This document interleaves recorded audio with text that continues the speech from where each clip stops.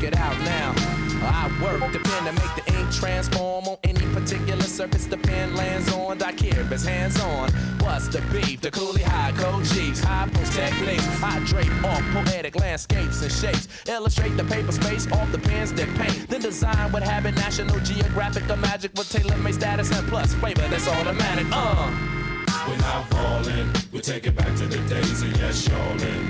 We're holding on to what's golden. On the stage, I rage and I'm rolling. We're not falling, a shot calling. We take it back to the days of yes, y'allin'. We're holding on to what's golden. On the stage, I rage and I'm rolling. Melancholy, mundane, sauteed, a hot flame, big rings, fat chains, they all quest for the same. No name, huge fame, strictly new to the thing. We stay true to the game and never bring it to shame. We tight like dreadlocks, a red fox and ripple. We pass participles and smash the artists in you. The saga continues. This I won't get into, cause there ain't enough bars to hold the drama that we've been through. Yo, we still the same with a little fame, a little change in the household name, but ain't too much change. We in the game, yo, but not to be vain. I refrain from salt grains to season up my name. We entertain for a mutual gain from close range, steady aim. My drum at your head to hit the brain. I'm labor ready, roll scholar for the dollar. Work for mines, pay me by the hour. We're not falling, we take it back to the days of yes, y'allin'. We're holding on to what's golden. On the stage, I rage and I'm rolling. We're not falling, a shot calling. We take it back to the days of yes, y'allin'. We're holding on to what's golden. On the stage, I rage and I'm rolling.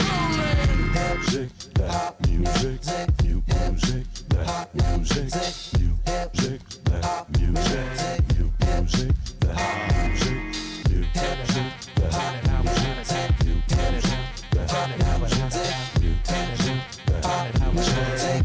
music, Yo, well it's the verbal Herman Monster, the word enhancer, sick of phony mobsters controlling the dance floor. I'm in them dark places, catch you when you stark naked. Your heart races as we punk you for your chart spaces. That taunt tastes me bringing these hot styles through. Some of you bum a few cheers from shock value. Word power can plow through acres of cornfields. Paragraphs cut like warm steel, perform ill. We're not falling, we take it back to the days of yes, y'allin'. We're holding on to what's golden. On the stage, I rage and I'm rolling. We're not falling, a shot calling. We take it back to the days of yes, y'allin'. We're holding on to what's golden. On the stage, I rage and I'm rolling. Hey Hitler, you probably didn't even hate the Jews. That was just the meth making you crazy, dog. Both of you, get back in the closet. You deserve a ass whooping. All of you, get back in the closet. How Go much does it yourself. cost for fascism? How much do the taxpayers have to pay for a fascist country? They're evil. They are activists doing evil. So treat them like the evil that they are. The time to start is now, right? The time to plant a tree is 10 years ago, and the second best time is now. Strikes are the most effective way to stop profits, get demands, and force policy changes. If you can shut down profit, you can make any politician do anything. It's time to stop pretending otherwise. It's time to be ruthless, and time to afford them the same amount of grace that they give to their Palestinian victims, because they are only going to get more and more ruthless with their victims if you don't.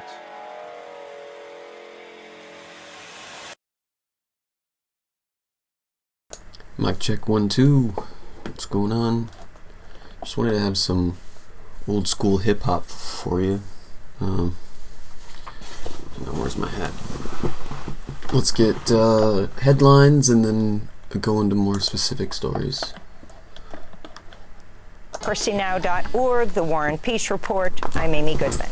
Israeli officials say they'll further delay the reopening of the Rafah border crossing between Egypt and the Gaza Strip as Israel continues to severely limit humanitarian aid to more than 2 million Palestinians still suffering. If actual aid is going to get into the Gaza Strip, Israel can play no part. They cannot be trusted. Given the track record that they have of, like, looking at one tent pole and saying that the whole truck is a security risk. Get fucked. Gaza's a moonscape. Security threat. Get the fuck out of here. From hunger and malnutrition, as well as severe shortages of medicine, clean water, and other basic goods.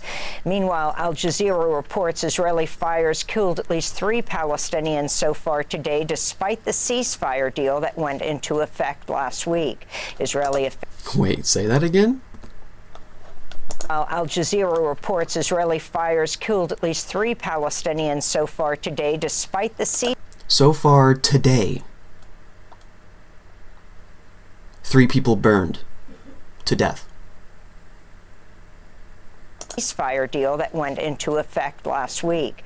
Israeli officials have threatened to end the truce if Hamas doesn't return all the bodies of the dead Israeli hostages. On Wednesday, Hamas said it had turned over 2 more bodies, bringing the total number to 9, but said it would need specialized equipment to search through the rubble to find the bodies of 19 remaining captives. Yeah, give them the equipment and don't bomb it this time. Many believe killed by Israeli strikes. The Israeli military is not allowing in that specialized equipment.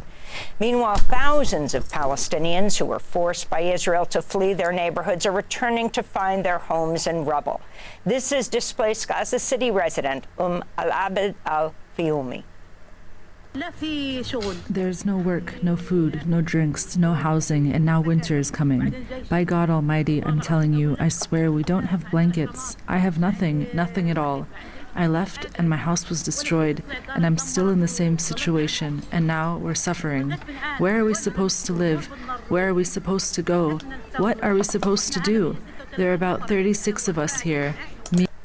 I mean, I guess it's something to celebrate from the macro, but when you get down to the individual, nothing is actually changing for the individual Palestinian. They still have to move from one area to the next. There's still no, like, secure lifelines. Nothing has materially changed. Except for the hostages, alive and dead. Me, my grandchildren, my daughters-in-law, and my children, and we don't know where to go or where to turn. The popular Palestinian leader, Marwan Barghouti, is suffering rib fractures after being beaten unconscious in an Israeli prison, the Palestinian Prisoners Media Office said Wednesday. Dude. His son, Ara Barghouti, said... I remember when he got arrested. The assault took place as his father was being transferred between prisons in Israel. He went willingly, if I remember. He's just a cameraman, right? According to Ara Barghouti, the beating allegedly took place after far-right Israeli National Security Minister Itamar Ben-Gvir visited Marwan Barghouti in prison in August and showed him a picture of an electric chair, telling him he deserved to be executed. Marwan Barghouti has been in prison for 20 years, serving 5 life sentences. Israel prevented his inclusion on the list of Palestinian prisoners. Then I have confused him with someone else. To be freed as part of the ceasefire. A different innocent Palestinian man I have confused him with. Deal. In Spain, hundreds of thousands of workers and students walked out of schools and workplaces Wednesday in support of the Palestinian people, calling on the Spanish government to sever ties with Israel. Huge Where is this, in Spain? crowds marched in Barcelona, Valencia, Bilbao, Nice. Sevilla, and Madrid. My conscience wouldn't allow me to be home. It's taken so long. It's been 2 years for people to mobilize and say, stop the genocide. Spain should cut economic and diplomatic ties with the Israeli government. They speak nice words, but until we break ties... For every old person like this in Spain, there's hundreds of other people her age in the United States who think the exact opposite. Like, it's so alien to me seeing someone at this age, from this generation, speaking out against Israel, because they've lived with the propaganda longer than anyone. you know, besides like a literal Palestinian, you know.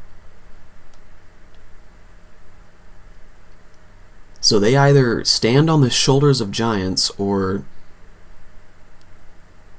this is the first time that they've actually thought critically about Israel. Israel will keep on doing whatever it wants.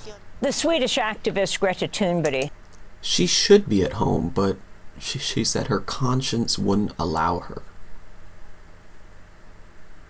Wow. Has provided details about the abuse she and other participants of the global Samud flotilla suffered in Israeli detention after they were abducted on the high seas while attempting to bring food and medicine to Gaza.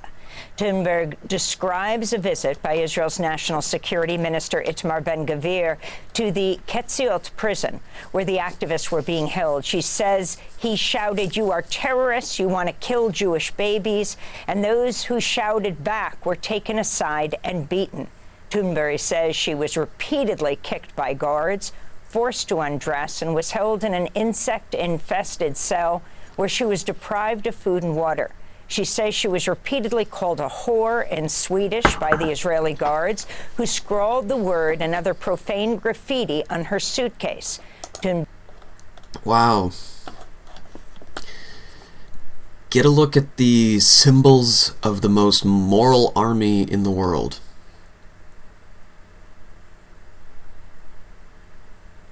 An autistic climate activist was treated this way by the most moral army in the world.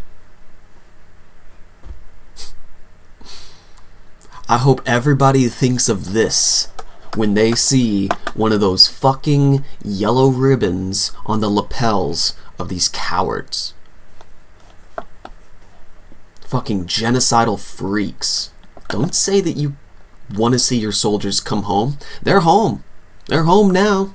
You could take the pins off. Because now it just represents this. But he said, quote, "If Israel, with the whole world watching..." And it also represented genocide from the very beginning, so that's why I'm not even bringing that up. ...can treat a well... But there is no more facade. Do you understand? There is no more... even feigning support. There's no way to even pretend that you support the IDF without looking like an absolute genocidal freak, dude. ...known white person with a Swedish passport this way. Just imagine what they do to... Yes. And Greta probably, you know, is fine with democracy now talking about this, but as soon as somebody asked her what the conditions were like, she was like, no. The focus should be on the conditions of the everyday life of the Palestinian in Gaza and the West Bank. Not me, how I was treated as a white person, but it's good that she is now, instead of being like, no, don't ask me about this, she's like, yeah, this is what they did to me as a white person. Now imagine what it was like, what it would be like if I were Palestinian. She never would have seen the light of day. Palestinians behind closed doors, unquote. President Trump says he's authorized the CIA to conduct covert operations inside Venezuela. This comes as the U.S. says it destroyed 5 boats in the Caribbean Sea, allegedly carrying drugs, reportedly killing 27 people. 4 of those boats allegedly came from Venezuela. Speaking to reporters Wednesday, Trump said, quote, "We are certainly looking at land now because we've got the sea very well under control," unquote. Hey, Vitor, in response, the Venezuelan president, Nicolas Maduro, lashed out at the possibility of further U.S. intervention. No to regime change, which reminds us so much of the endless failed wars in Afghanistan, Iraq, Libya, and so on. No to CIA-orchestrated coups d'etats, which recall the 30,000 disappeared in the CIA-backed coups against Argentina, Pinochet's coup, and the 5,000 young people who were killed or disappeared. en los golpes de Estado contra Argentina. Dozens of reporters handed in their access badges and walked out of the Pentagon Wednesday afternoon instead of agreeing to the Defense Department's new press. Uruguay legalized euthanasia yesterday. That's interesting.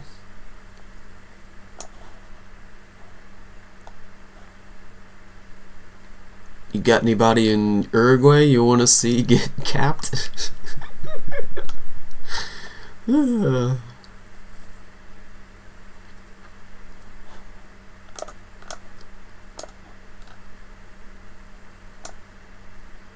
No,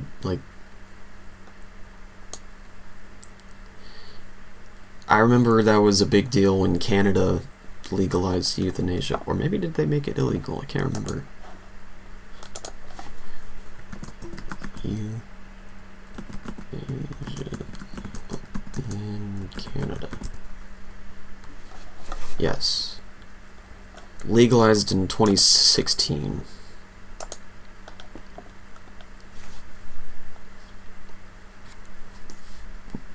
But I don't think like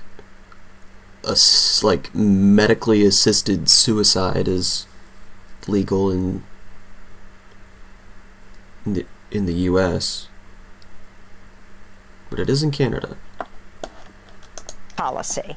The policy states media outlets and reporters cannot obtain any information that the Pentagon does not explicitly authorize. About 40 to 50. It's so funny. Like, America is so fucked, they won't even let you die.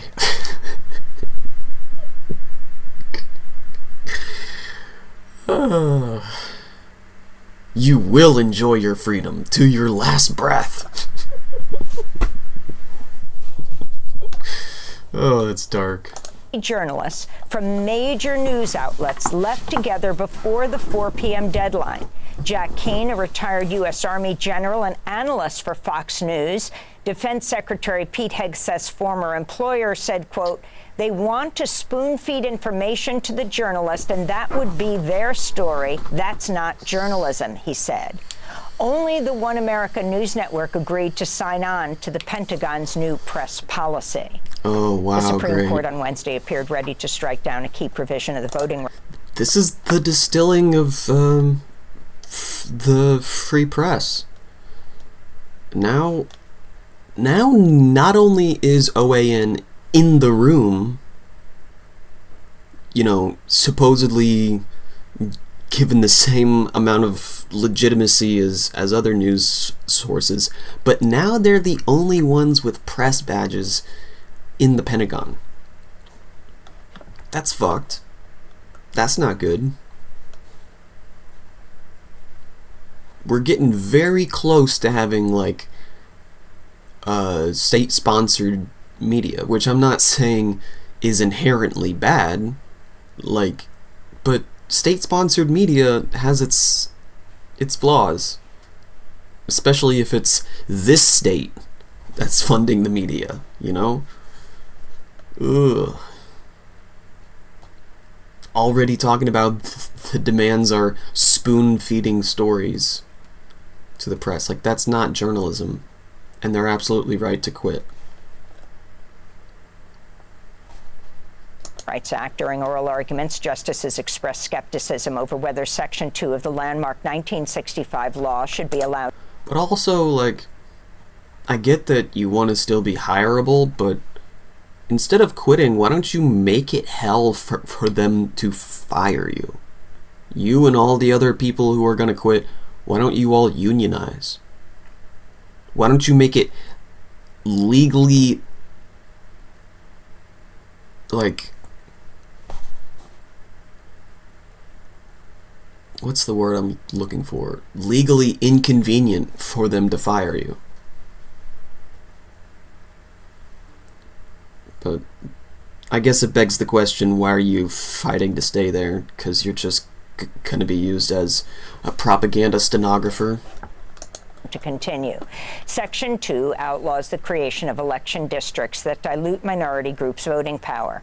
This comes as Republican state lawmakers in Texas, Missouri, and Utah are pushing ahead with mid-decade redistricting efforts in 2025 ahead of next year's midterm elections. Other redistricting battles are underway in California, North Carolina, and Ohio as Republicans seek to hold their House and Senate majorities. The federal government shutdown has entered its 16th day. On Wednesday, a federal judge temporarily halted the Trump administration from laying off 4,000 government workers across 8 agencies, siding with unions. In my recent memory, I've only heard of government shutdowns lasting days, not weeks, It's now been over 2 weeks. That's crazy. Ruling, Judge Susan Ilston wrote that the White House Budget Office and Office of Personnel Management have, quote, taken advantage of the lapse in government spending and government functioning to assume that all bets are off, that the laws don't apply to them anymore, and they can impose the structures that they like, unquote. The ruling came as the Senate failed to pass a funding bill for the 9th time on Wednesday. In immigration news, the Trump administration is preparing to deport a man arrested by ICE on the same day he was freed from a Pennsylvania prison after serving 43 years behind bars for a crime he did not commit. On October 3rd, 64-year... 43 years, bro. That's his whole life. He was in his early 20s or late teens. Damn. He came out into a different world. The world he left is long gone. This motherfucker time traveled. Jesus. Subramaniam Vedam walked free from Huntington State Correctional Institution, where he'd been held for over 4 decades after his conviction for a 1982 murder was vacated. His freedom came 3 years after the Pennsylvania Innocence Project uncovered evidence prosecutors had buried an FBI report that would have exonerated him. Wow. He was immediately arrested by ICE agents acting on a decades-old deportation order. He's now being held at an ICE jail in central Pennsylvania and set to be deported to India. Vedam's niece told the Miami Herald, quote, he left India when he was 9 months old. He hasn't been there for over 44 years, and the people he knew when he went as a child have passed away. His whole family, his sister, his nieces, his grandnieces, we're all U.S. citizens, and we all live here, she said.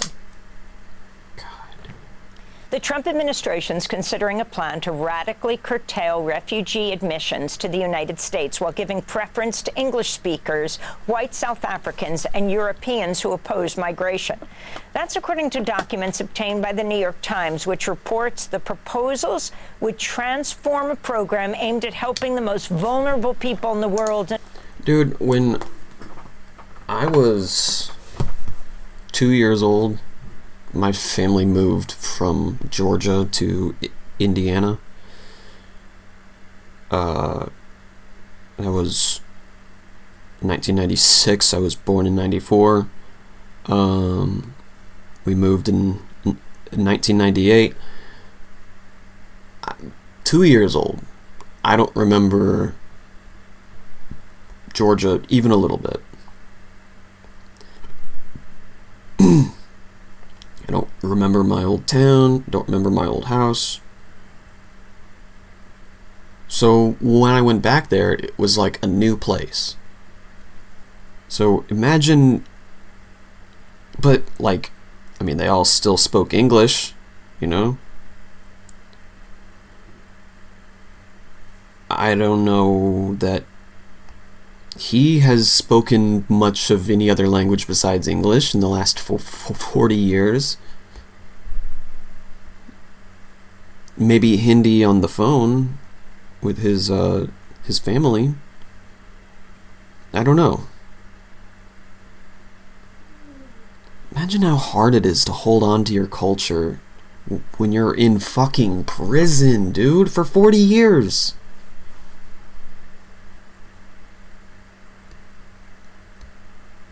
God, that is crazy injustice. Insane. To one that gives preference to mostly white people who say they're being persecuted. Among the beneficiaries would be members of the Alternative for Germany party, known as AfD, whose leaders have revived Nazi slogans, minimized the Holocaust, and promoted anti-immigrant hatred. Members of the Democratic Women's Caucus on Wednesday marched through the Capitol and to Speaker Mike Johnson's office with Representative-elect Adelita Grijalva demanding she be sworn in. Grijalva won a special election in Arizona more than 3 weeks ago. She would be the final vote on a discharge petition to release the Epstein files. On Tuesday, Grijalva reported she finally had access to her congressional office, but that the phone lines aren't working and there's no computers or internet in the office. Meanwhile, convicted sex offender Jeffrey Epstein's co-conspirator, Ghislaine Maxwell, is reportedly receiving preferential treatment at a minimum security prison in Bryan, Texas. According to the Wall Street Journal, Maxwell met with several visitors in the federal prison camp's chapel back in August, while hundreds of prisoners were placed on lockdown and forced to stay in their dormitories. And those are some of the headlines. This is Democracy Now!, democracynow.org, The War and Peace Report. Fuck? I'm Amy Goodman. And I'm Nermeen Sheikh. God damn. Dude. ICE is more active than they've ever been, which makes status quo more important now than they've ever been.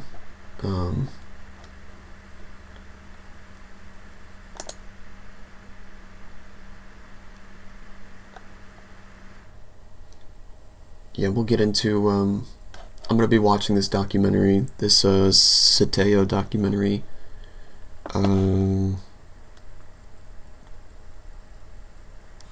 Let's do it tomorrow.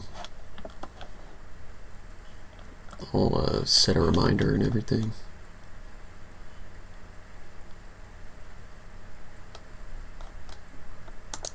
Today I'm going to be playing a lot of Dead or Alive because the creator, Mr. Itagaki, has passed away at the age of 58.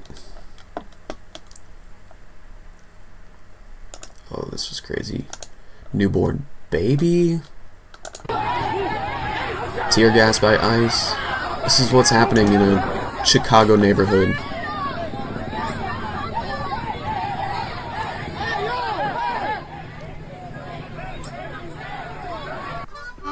You want to see what real independent journalism funded by the people for the people looks like? You ever heard of covers up. JT Siskowski with Status.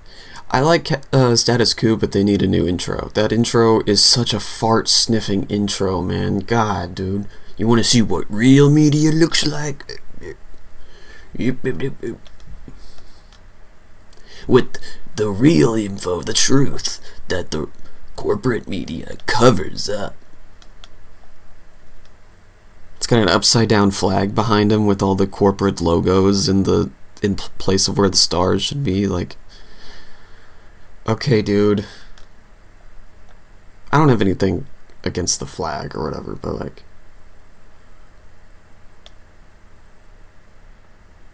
the guy from Status Quo is kind of up his own ass. Not this guy, the main dude. Status Quo. Department of Homeland Security stormtroopers have terrorized another Chicago neighborhood, and the video is pretty shocking.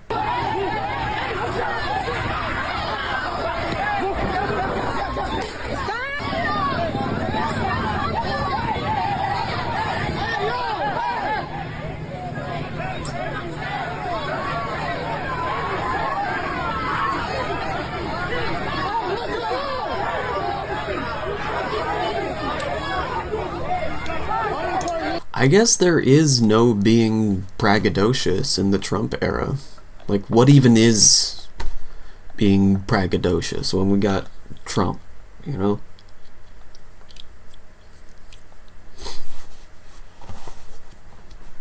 when we've got Drake. Like, all brags are just to yourself at this point to make yourself feel better. No one, if they do believe you, like, what's the, I mean, what's the point?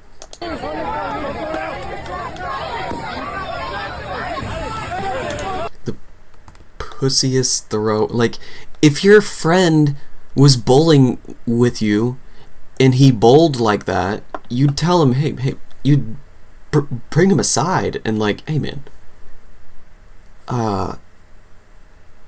watch. Like, he almost falls over. Like, if you bowl like that again, bro, we're done here.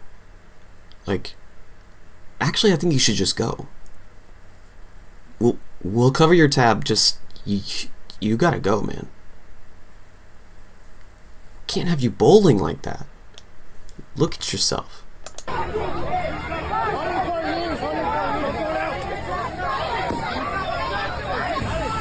What a numbskull, dude. Picks it right up, throws it back.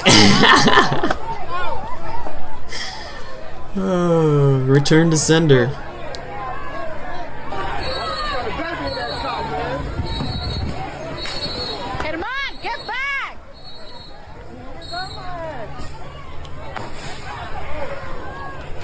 How is it a crime to throw tear gas back at the person who shot it? Is that against the rules? Is that against the law? I don't think so.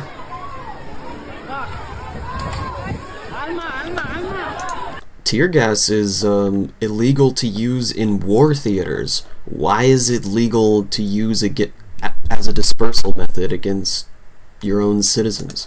Where is she at? I don't know.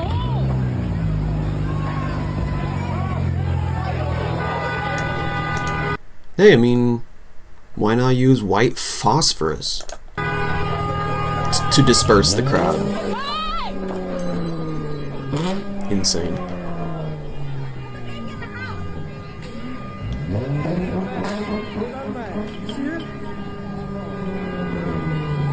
He kicked that thing so far. The propaganda news crew has to... The propaganda team has to leave. That's a propaganda team that's filming what's going on. See, look, they got all that. Someone's waving a flag in their faces.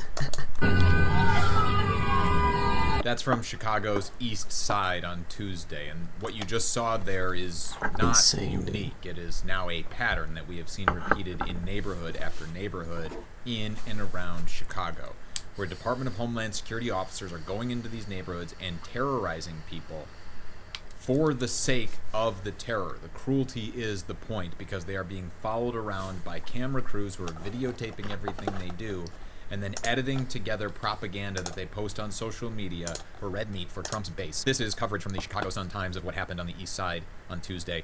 I want to point out that this picture, I feel like, is just such a symbol of what we are seeing play out in Chicago.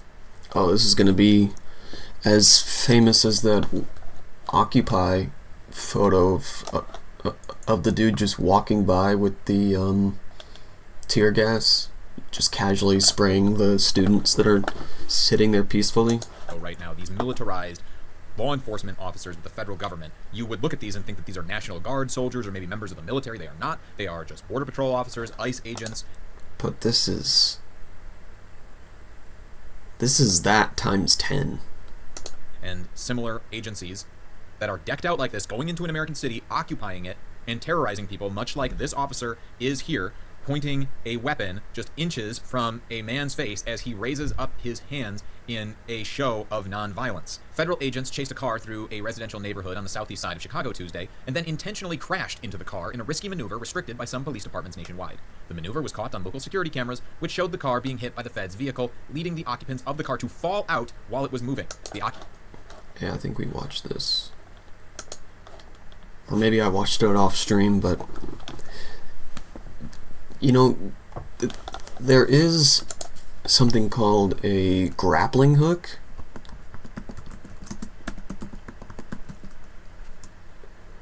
Police grappler.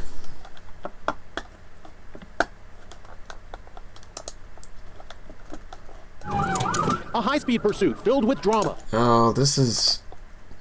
Inside Edition gets really, shitty with their, copyright.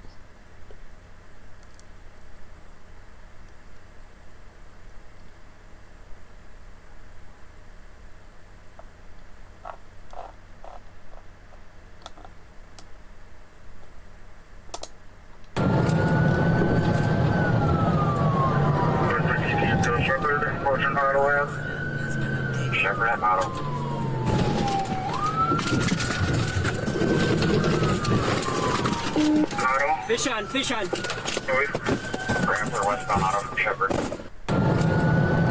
just gets out and starts walking away, like... He said fish on. Fish on. That's funny. That their code word for good grapple is fish on. Nice.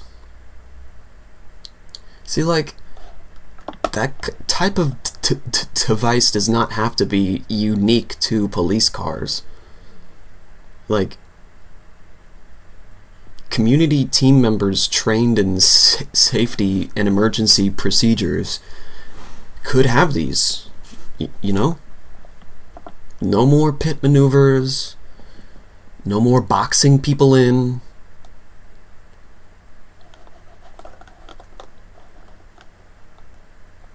And he was able to stop a dude hauling some stuff, so I wonder if the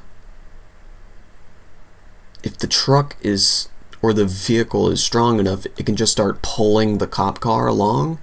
But I don't think so. I think if you lock your brakes and really tether to another vehicle, I don't think they can drag you very well. At least you can slow them down to where other police cars could, like, or whatever, can, like, box you in. But yeah, that's the police grappler. We heard helicopters. We assumed that it was a medical thing or something. This was dropped 37 minutes ago. Wednesday night, and then it had turned out when I woke up in the morning, there was a raid where I walked by and the person's door, the lock had been blown off. There was like fire marks on the door. I'll be right back. It's crazy that you think you're taking criminals off the street, but you're just taking regular people that want to help their community off the street.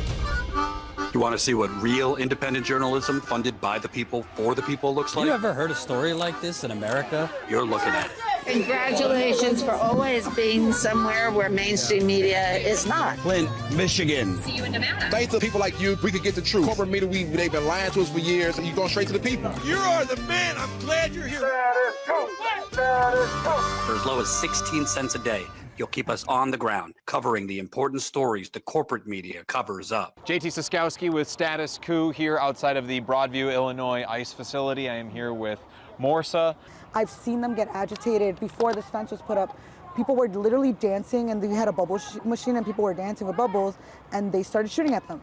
So it's really just like, because I don't know that it's going to be this calm. It's calm right now, but that could change by the second. They'll use any excuse, any reason.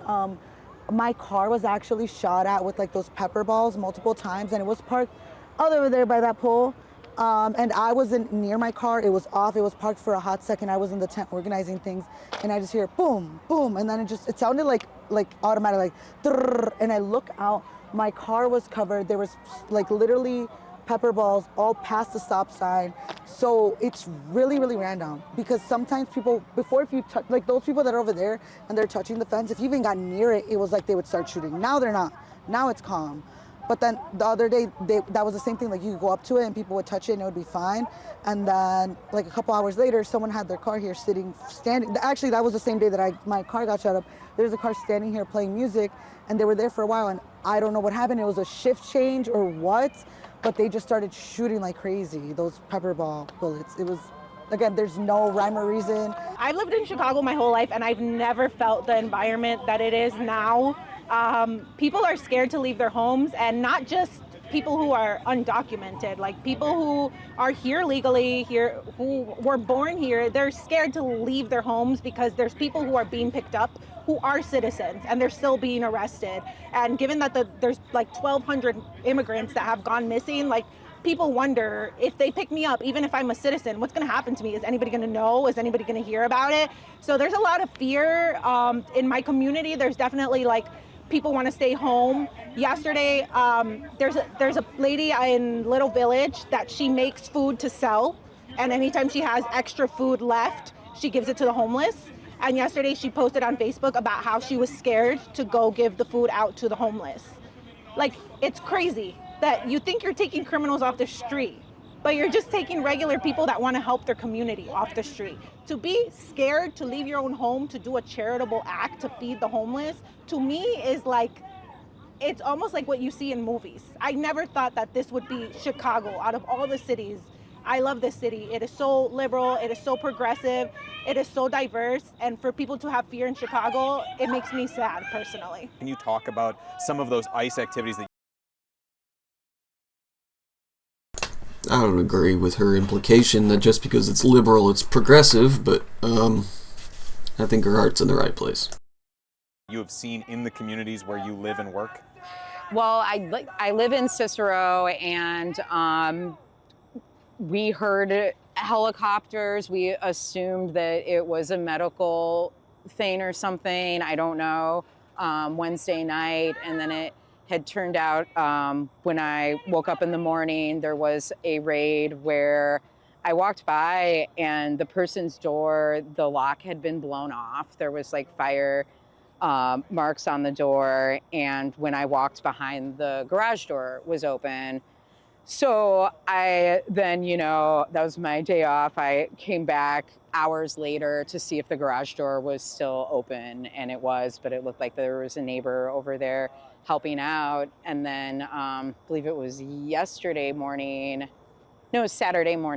I was on my way to work going down Central to get on 88 there, and I saw several people with holding anti-ICE signs, Sure. And just thought maybe there was like a little thing going on, and then went home and saw somebody had gotten picked up at the bus spot station, which the problem with that is that now everyone is scared to ride the bus. Yep. So a lot of employees who work all over the Chicagoland area taking public transportation are not able to go to work. My friend is a vice principal at a school in Chicago, and he had said earlier today that half of his students are out because the parents are afraid to take them to school. It's a little jarring, especially like when you go downtown and you saw that huge ICE presence, which is like, you never see that much official presence in Chicago. And I feel like all the stigma that Chicago is getting because of it, it's like a momentum. Like people who didn't live in Chicago already had this stigma of we have so much crime, Trump said we're killing each other, and now you bring all these armed officers with these huge guns, people are gonna think, they're gonna believe the stigma that we already have. I've traveled all over the world. I've been to Israel. I've been to other countries where military presence is a norm, and there's always heavy military presence. That's how it feels in Chicago now.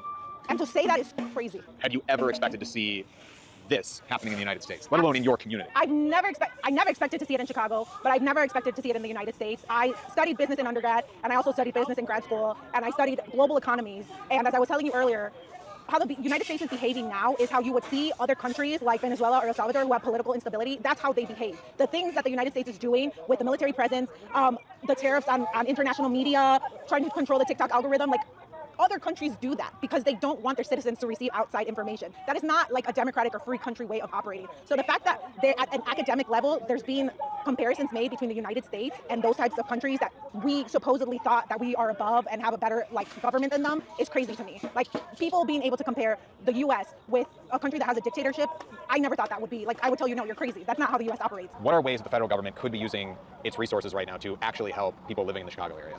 I'm gonna be honest, there's like such a long list of things that they could put their money to that it's like hard to pinpoint one. Like I would rather go to literally anything, whether it's education, healthcare. They want to talk about how like violent the streets of Chicago are, but they're also actively trying to defund schools and like different programs that help kids stay out of trouble because of, as someone who grew up in Chicago, it is She said, put your money towards literally anything else. very, very, very like, how to say, the sensitive topic, because a lot of people who go into like the violent gangs or whatever the people talk about are just people who come from broken families, broken homes, and are specifically targeted because they don't have food, they don't have a way to see hope outside of that. All the money that they're spending on this ICE facility, on sending the National Guard, if Trump really cared about crime, if he truly cared about crime, he could spend that money towards education, towards helping kids, towards helping inner city kids, towards helping like people get jobs. He could spend it on affordable housing. Poverty is what breeds crime. So if you're truly concerned about crime, you would use that influx of money to bring the poverty level down and give people a better quality of life. But instead you're wasting that money on this. How much did this fucking fence cost? How many school lunches could you have fed for kids with what they spent on this fence? I mean, if crime was actually an issue for these people and they cared so much about law and order. That's such a crazy point to ask. How many school lunches did your fence cost? How many school lunches did all your gear cost for one guy? That's a great way to equate it.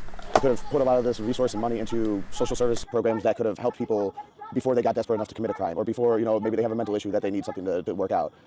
Instead, they have spent it to attack the city, actively telling the city, get ready for a shit show, and then deploying an LRAD system because of peaceful protesters.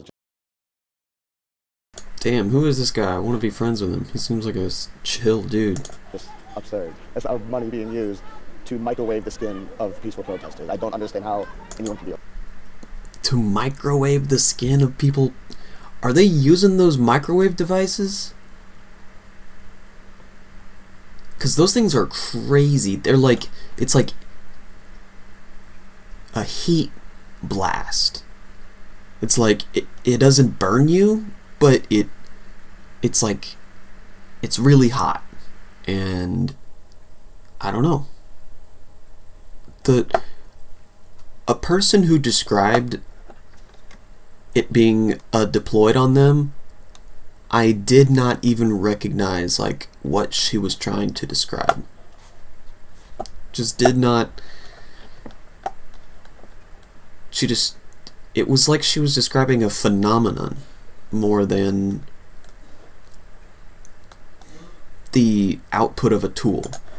Right where they took the money from, the organizations that are there to build up young members of the community so that they can get out of their situations. Those funds were taken away. Those should be returned because the social cycle just keeps going over and over again. If you never have the opportunity to own a house, if you never have the opportunity to go to college, if you never have the opportunity to take the Cermak Road bus to work.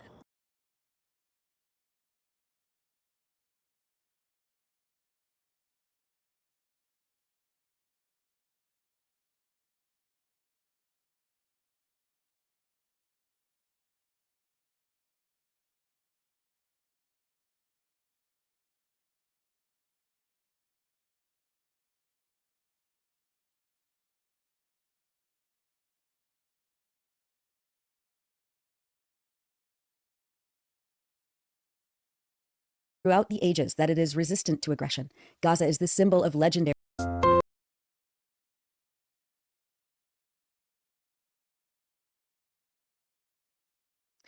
Hello and welcome back to the Electronic Intifada's live stream for Thursday, October 16th. Thank you for tuning in. I'm Nora Barrows-Friedman with my colleagues Ali Abunimah, John Elmer, Asa Winstanley, and Tamara Nassar. It's day 741 of Israel's genocide in Gaza.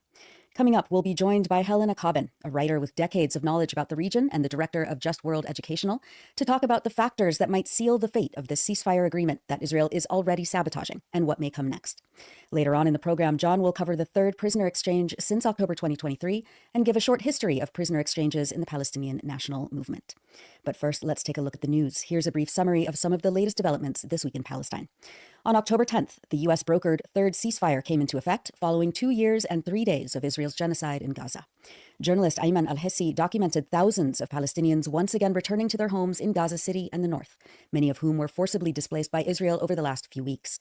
Mahmoud Basal, spokesperson for the civil defense, was greeted by reporter Saeed Hezbollah and passers-by in the early hours of the announcement of a truce on October 9th, as Palestinians expected the bombing to stop. Basal said, smiling broadly, quote, "This is the moment we've been waiting for 2 years of our people being exterminated, 2 years of our people being murdered. Today, Gaza is liberated from this occupation. Today, a ceasefire is declared. Congratulations to our people. Congratulations to every child in Gaza." An older man tells Saeed, quote, "We congratulate you on your steadfastness and the steadfastness of the Palestinian people on this beloved land."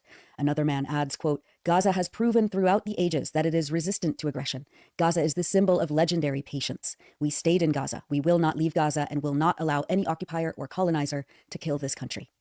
إعلان وقف إطلاق النار في مدينة غزة الآن يدخل حيز التنفيذ. هذه اللحظة التي كنا ننتظرها من عامين وشعبنا يباد، عامين وشعبنا يقتل، واليوم غزة تتحرر من هذا الاحتلال. اليوم يعلن وقف إطلاق النار.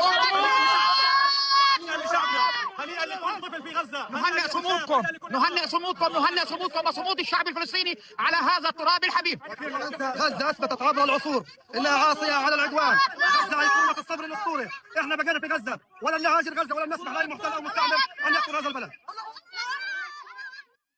However, later that night on October 9th, just hours after people celebrated and tried to return home, Israeli forces bombed a building in the center of Gaza City, killing at least 6 and wounding many others, with more trapped under the rubble. Saad Hezbollah again reported from the scene, showing civil defense crews trying to reach the dead and wounded. The spokesperson for the Gaza municipality, our contributor Asim Al-Nabih, spoke to Middle East Eye on October 9th as the Israeli army was still attacking areas across Gaza. Tell us how news of the ceasefire has been received in Gaza today.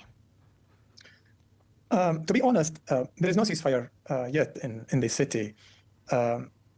In the past 20 minutes, there were more than 5 explosions. I counted myself. I'm sure there is other explosions in other neighborhoods.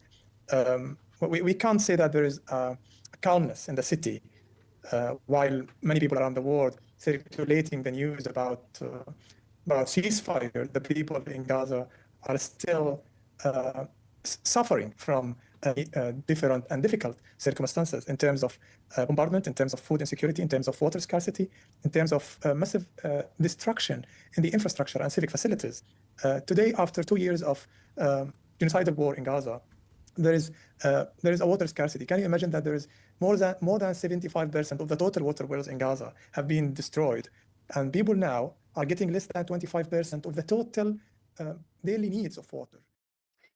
On October 10th, as the ceasefire was finally implemented, Palestinians continued to return to the north. Journalist Abdelkader Sabah filmed this footage for Dropsite News, saying, quote, "People are returning to Gaza City any way they can, on foot, by motorized rickshaw, by truck, but the level of destruction is difficult to explain. Sheikh Radwan is destroyed, so is Tal al-Hawa, Nafaq Street. Many neighborhoods are ruined, but some features of life are returning." Journalist Bisan Auda documented the wreckage Israel left behind in the ruins of the Zaytun neighborhood of Gaza City on October 11th. This is Bisan from Gaza. Today I'm documenting a new neighborhood that was destroyed in the past 2 to 3 weeks, and it's around the Zaytun neighborhood in Gaza City. And this is the explosive vehicle, or what the Palestinians call explosive robot. It's a booby trap also. This is a vehicle that the Israelis used to put about 10 to 15 times a day during the past 2 months. These used to be vehicles to carry the soldiers, by the way, as you see, but during the genocide, the Israelis used it to put explosive material inside, and then to put them in the middle of the neighborhoods. As you see, nothing is standing. Not just ordnance, but also like huge sacks of explosive chemicals hanging from the ceilings of these fucking things. Until about 200 meters, and then after that, the damage starts. But all of these homes were shaken. Bisan Auda. Over the weekend, as they had agreed to do under the ceasefire terms, Palestinian resistance factions handed over all living Israeli captives to the International Committee of the Red Cross and began locating and preparing to transfer the bodies of dead Israeli captives as well. Israel began releasing living Palestinian hostages from Israeli prisons and detention camps who returned to Gaza in severe health crises, testifying to unbearable torture, sexual assault, and sadistic humiliation at the hands of Israeli guards. Photojournalist Shadi Abu Sido, who was kidnapped on March 18th, 2024 during the Israeli occupation's raid on Al-Shifa Hospital in Gaza City, spoke about his 20 months of Israeli torture. He says, quote, "For 2 years I was starved. I went in starving and came out starving. They hung our bodies day and night, naked, abused and insulted us. They told us, we killed your children. Gaza is gone." Another freed hostage, 28-year-old Mahmoud Abu Foul, said he was brutally beaten and tortured after being abducted from Kamal Adwan Hospital in December 2024. Abu Foul says that Israeli forces beat him so severely in the head during interrogations that he lost his ability to see. During the siege on What the fuck? that Israel Kamal Adwan Hospital in December 2024. Abu Foul says that Israeli forces beat him so severely in the head during interrogations that he lost his ability to see. During the siege on Kamal Adwan Hospital on December 27, 2024, the Israeli army Did they pop out his eyes? Where are his eyes? Are you seeing this?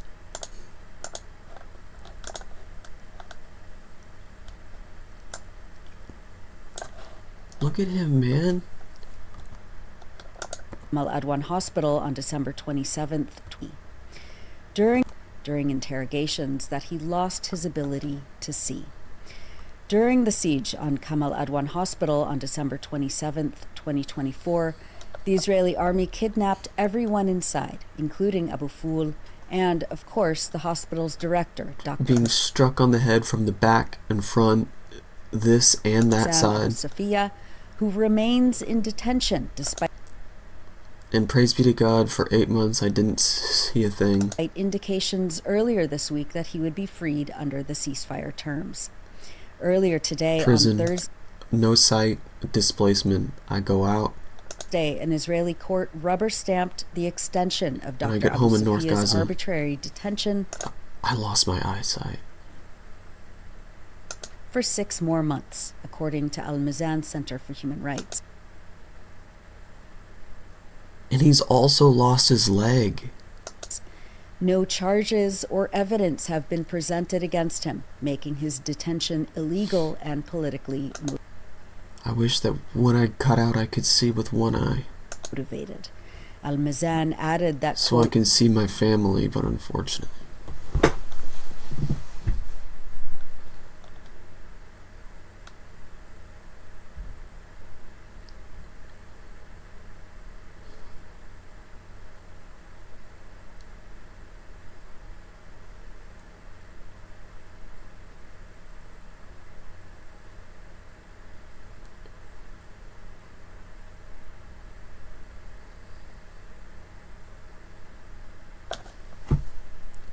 If you're not angry, you're not paying attention. You know?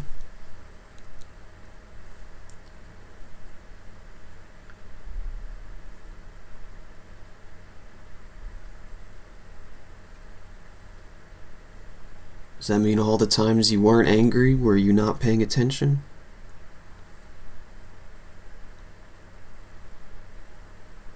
Yes.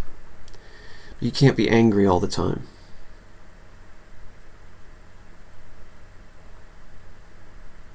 Palestinians know this.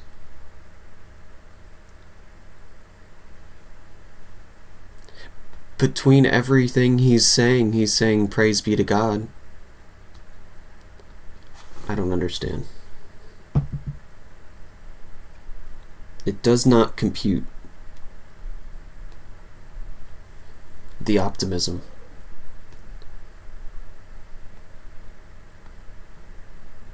You can still like feel his pain though, even though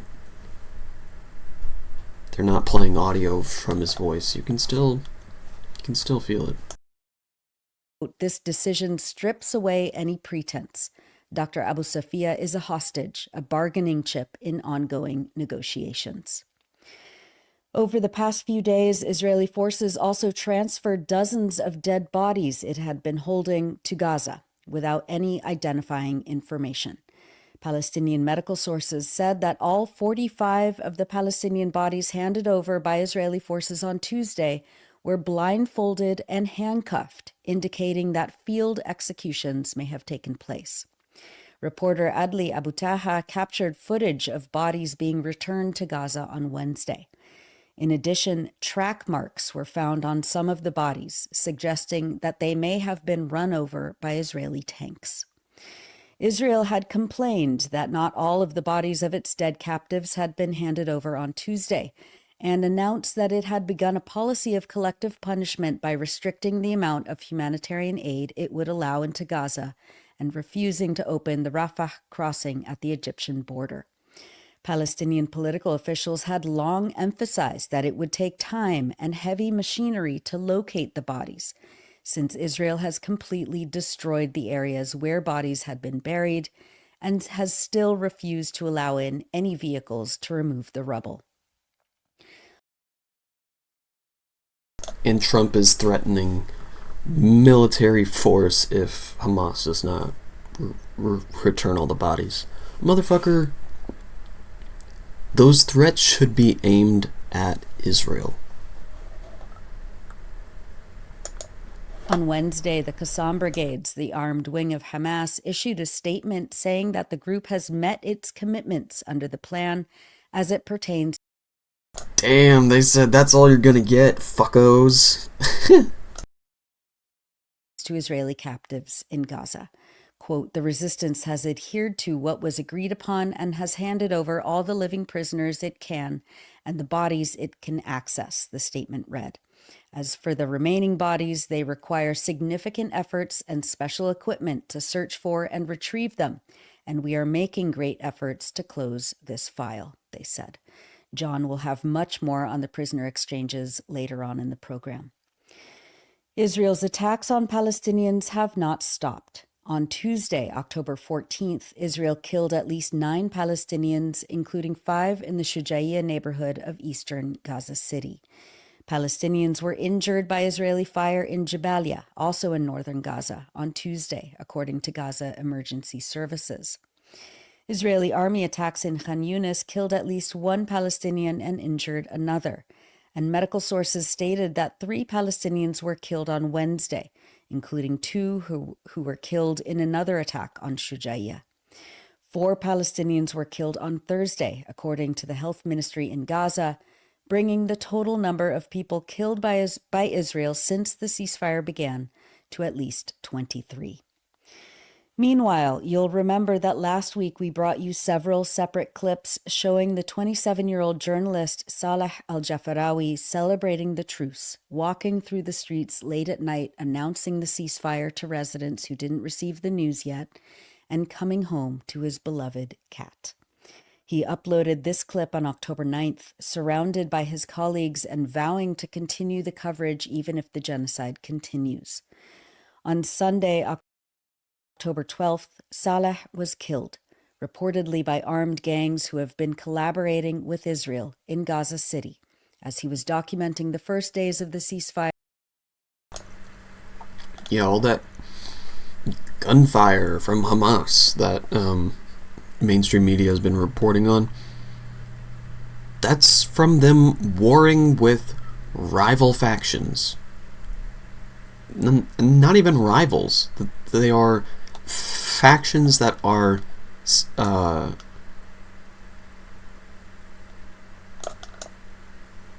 aligned with Israel.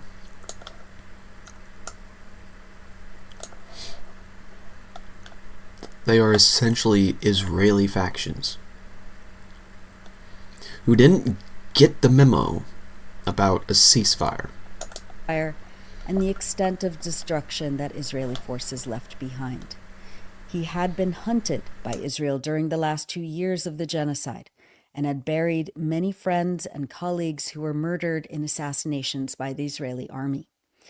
Saleh's his brother, Naji, was released from detention in Israel just hours after Saleh was buried by his relatives and loved ones. Naji told reporters that he was tortured and beaten and comforted Saleh's mourning friends, including reporter Ahmed Kahil. Naji tells Ahmed, quote, "You are all our brothers after Saleh.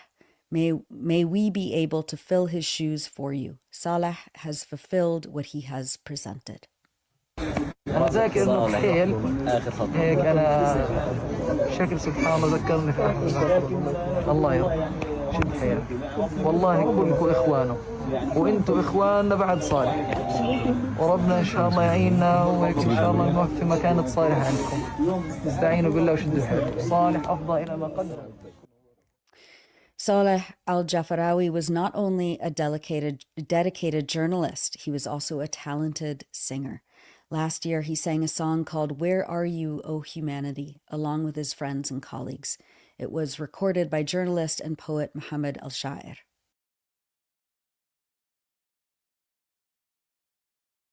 I was going to say it sounded like he was singing to him, to comfort him. There is so much pain in Gaza right now.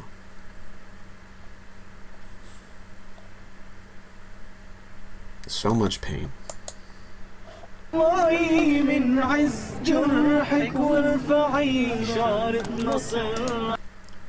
it doesn't matter what instrument you use, music heals. It's amazing that Ahmed Mouin can get instruments for his students and everything in the Gaza Strip. It's a miracle that he's able to gather that many functional instruments in one place in an apocalyptic area.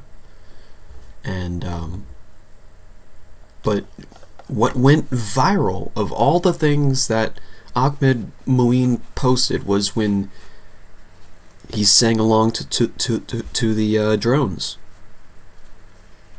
a cappella, with his students.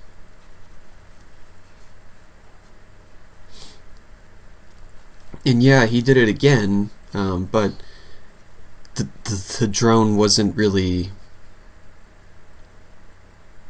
close. It was making big circles in the sky, so I think when it's up higher and they're making larger loops, it's a more consistent tone.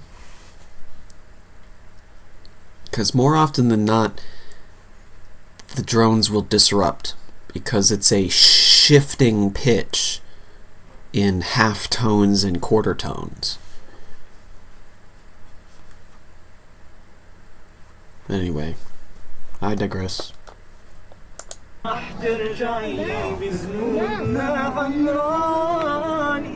أبي يا غزة اسمعي يا علي ما تخضعي إلا لربك تركعي معنا ولا ينسانا. Exactly 2 years to the day before his murder, Saleh Al-Jafarawi, in a viral clip on social media, was filmed comforting an infant in the first week of Israel's genocide on October 12th, 2023.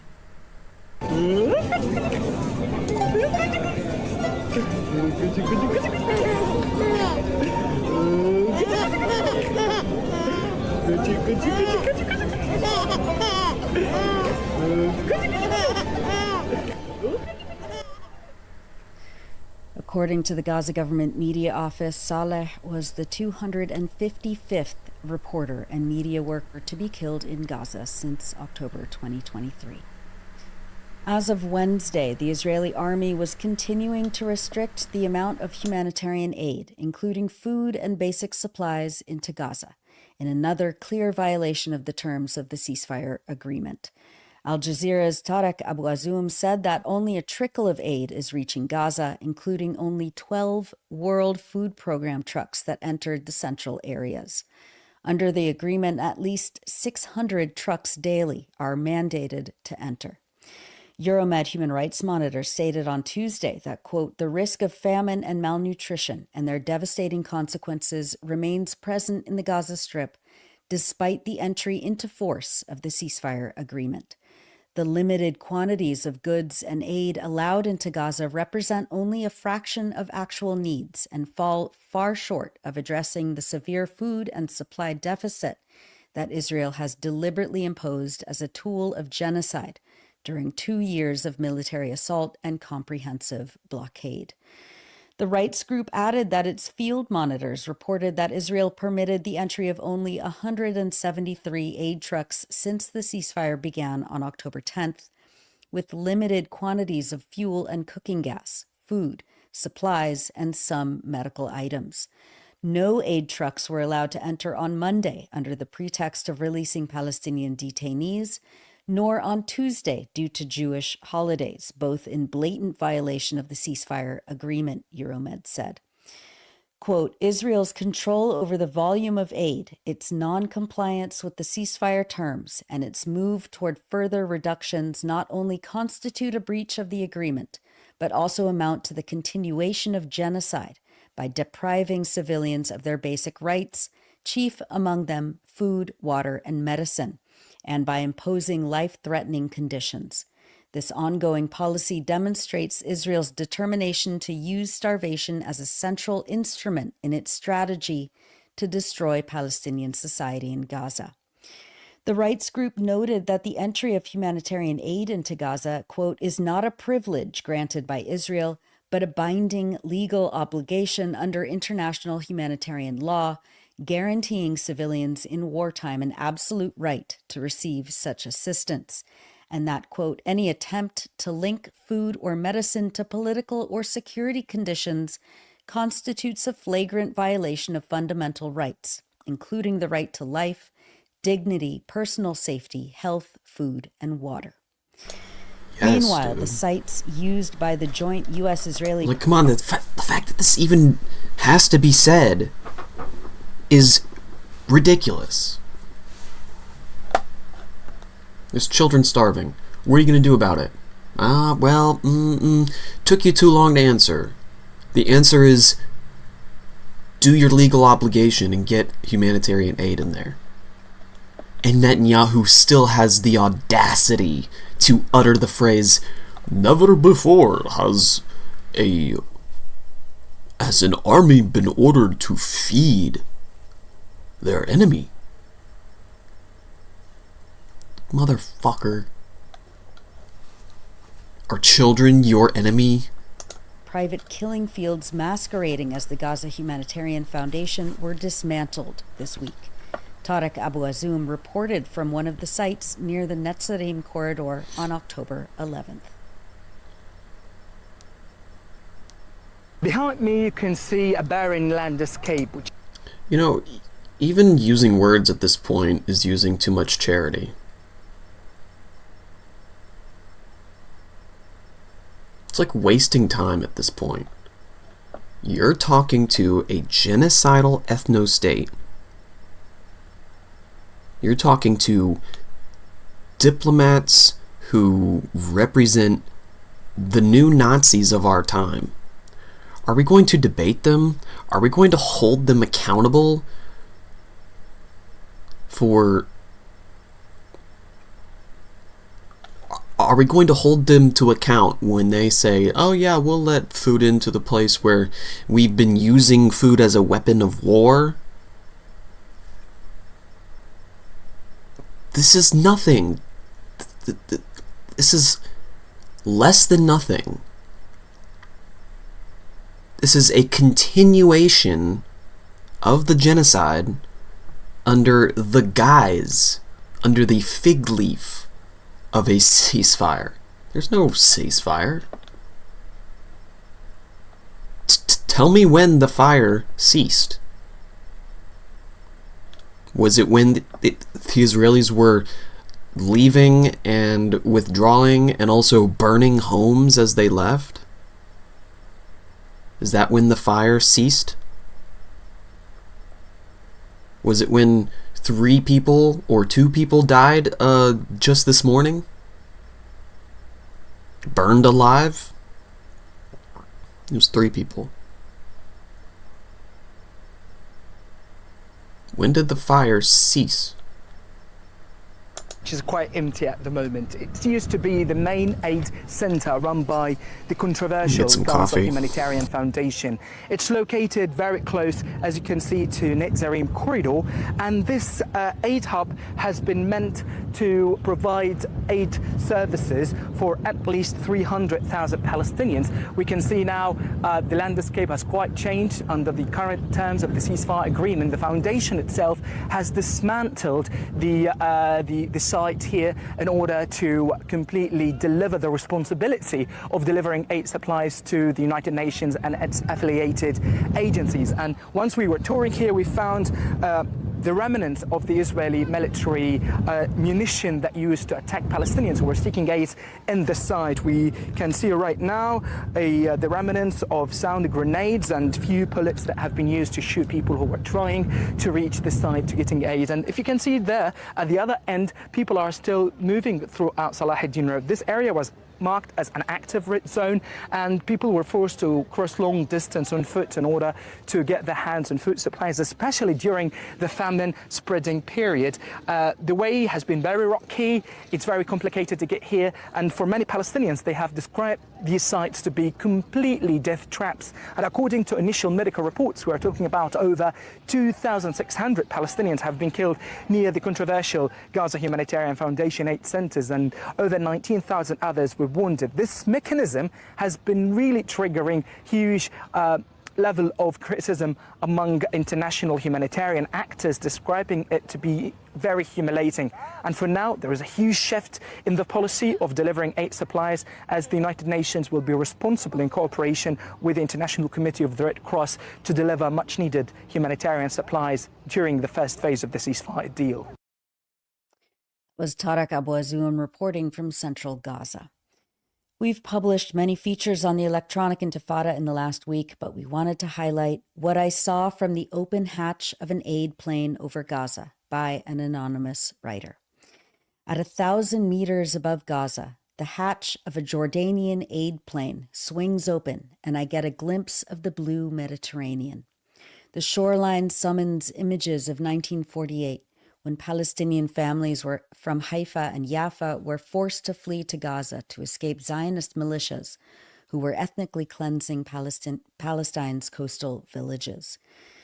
The images fade quickly from my mind, and they are replaced by today's shoreline. 77 years on, it is again crowded with displaced families and tents. The view of Gaza itself from above is a shock, a disfigured cityscape, where entire neighborhoods have been wiped off the map and others have been reduced to a monotonous gray by Israel's relentless bombardment. Markets barely function, their pale colors set against the rubble, as people walk through ruins or pull carts through broken streets. With every district the plane passes over, the devastation deepens, a relentless panorama of destruction stretching for more than 10 minutes of flight. Weeks earlier, I had been assigned by a news outlet to document these so-called humanitarian operations.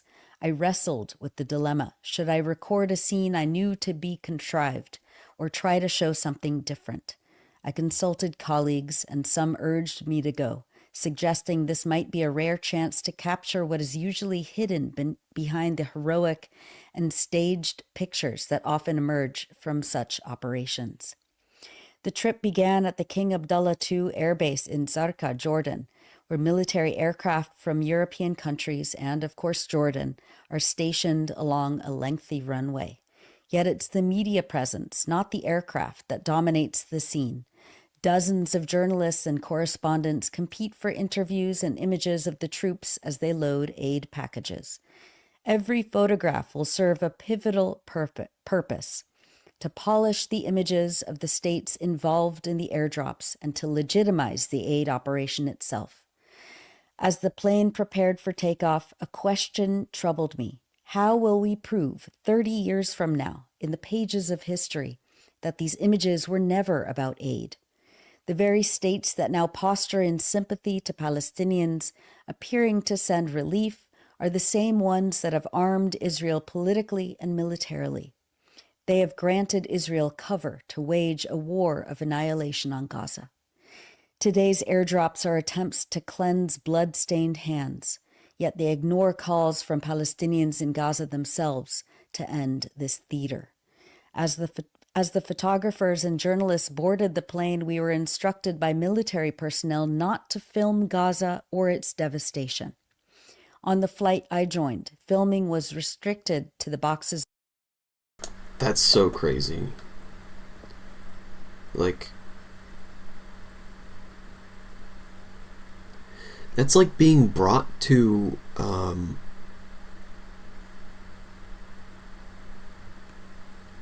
dude, how can you be told not to look out the windows or film?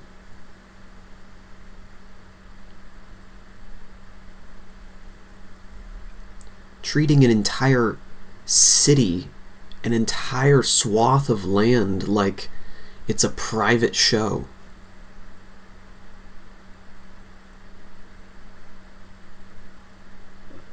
Ugh.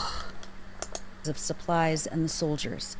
On board, the handful of journalists were monitored by military media officers who combed through images to ensure lenses did not point toward Gaza's annihilation, but remained fixed on the spectacle of aid.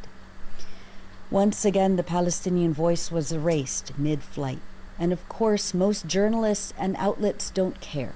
So long as the footage is exclusive and can be sold, nothing else matters. The aid drop journey took nearly 2 hours round trip. Once the aircraft door was shut, with all the packages dropped onto Gaza, the atmosphere inside grew quiet and cameras stopped recording. Through the window, the coastline came back into view. The soldiers began to look like actors on a break between takes, stretched out on the floor, waiting for the plane to return to the military airport. If the ceasefire holds, airdrops may become outmoded as a form of whitewashing for governments complicit in the genocide. But those same countries will still pose as Gaza's saviors, promising aid that will come with many colonial strings attached. Back in Amman, as I headed back into the city, I saw the banners for the Jordan International Food Festival, hosted by the Jordanian government, while Gaza starves. Those are excerpts from what I saw from the open hatch of an aid plane over Gaza by an anonymous writer on electronicintifada.net. And now, as we always do, we wanted to highlight people expressing joy, determination, and resilience across Gaza and around the world. In Gaza, a freed Palestinian hostage is carried on the shoulders of his community, still in Israeli prison garb, but singing and dancing. This clip was filmed by reporter Rami Salim.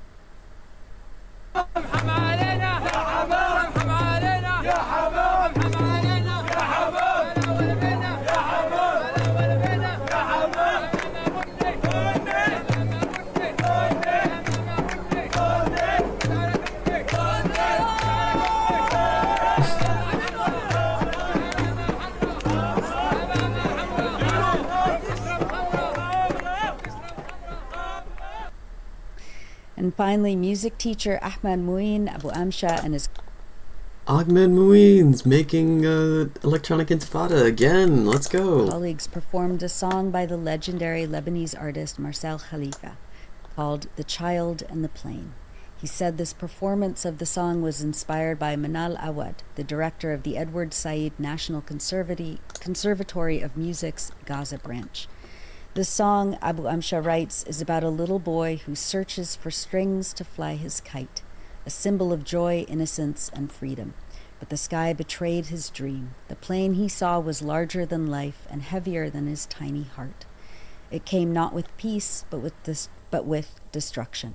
We sing The Child and the Plane by Marcel Khalifa with the displaced children in Gaza's camps to remind the world that childhood deserves peace. 1, 2, 3, 4.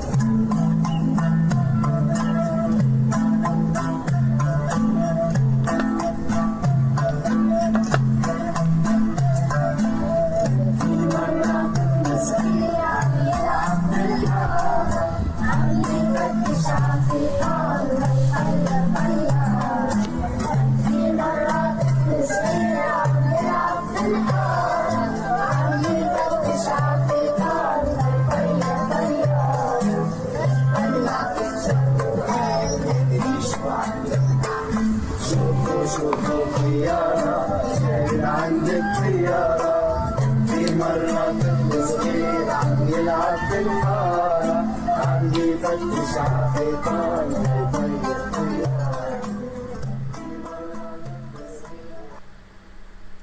And that's it for the news roundup. As always, go to electronicintifada.net for much more, especially to read our new features by our brave writers in Gaza.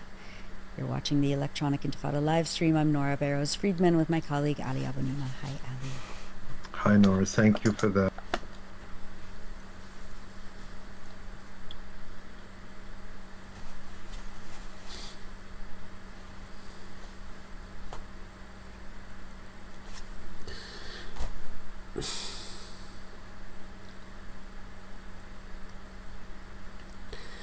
There's a young man in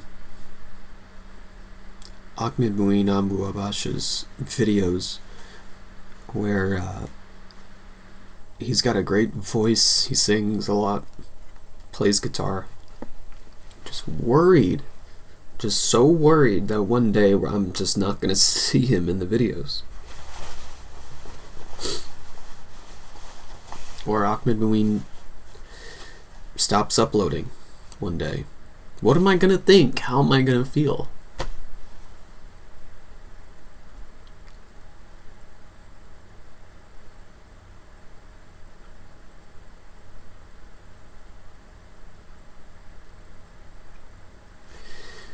It's always something that I worry about in the back of my mind.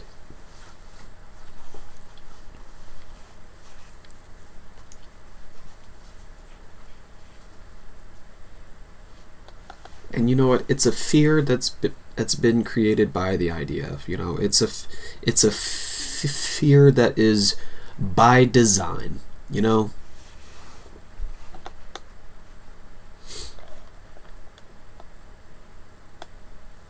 Which is why I don't want to give it credence, but you know, I'm only human, and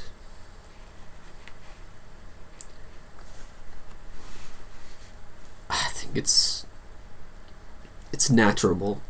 It's natural to be worried, you know? The report.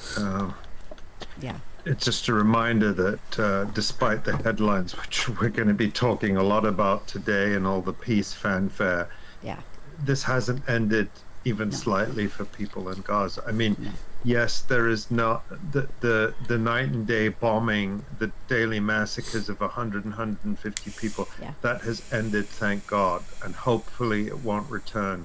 But the scale of the suffering is immense and ongoing.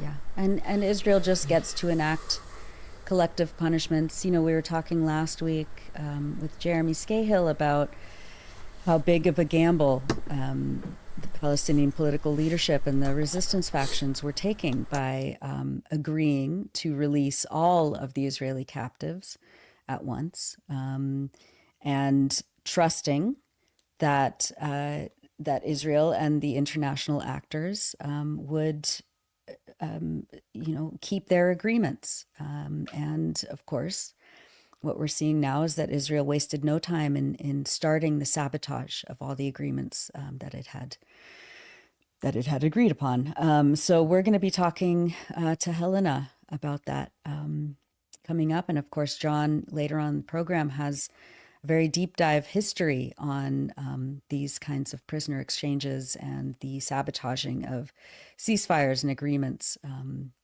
over the years. But yeah. Yeah, and we'll also talk more later on about Trump's speech and some of the things we can glean from that during his visit to the region last week. But let's bring our next guest on, because we have a lot to get through. So I'll just remind everyone, you are watching and listening to the Electronic Intifada live stream. I'm Ali Abunimah, here with my colleague Nora Barrows Friedman.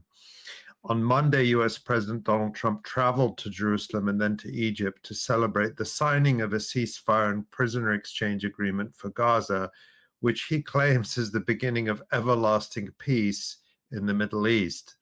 The spectacle included that speech in the Knesset, Israel's parliament, followed by a summit in Sharm el-Sheikh in Egypt, where Trump humiliated some of the gathered leaders from Europe, Turkey, Pakistan, Indonesia, and various US-backed Arab regimes. Here's a short clip of Trump apparently not shaking hands with the host, Egyptian ruler Abdel Fattah al-Sisi.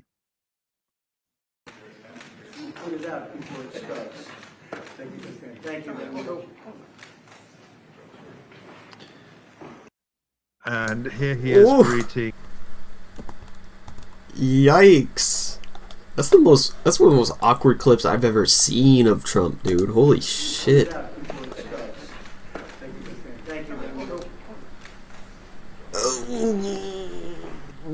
And here he is greeting senior Emirati official Sheikh Mansour.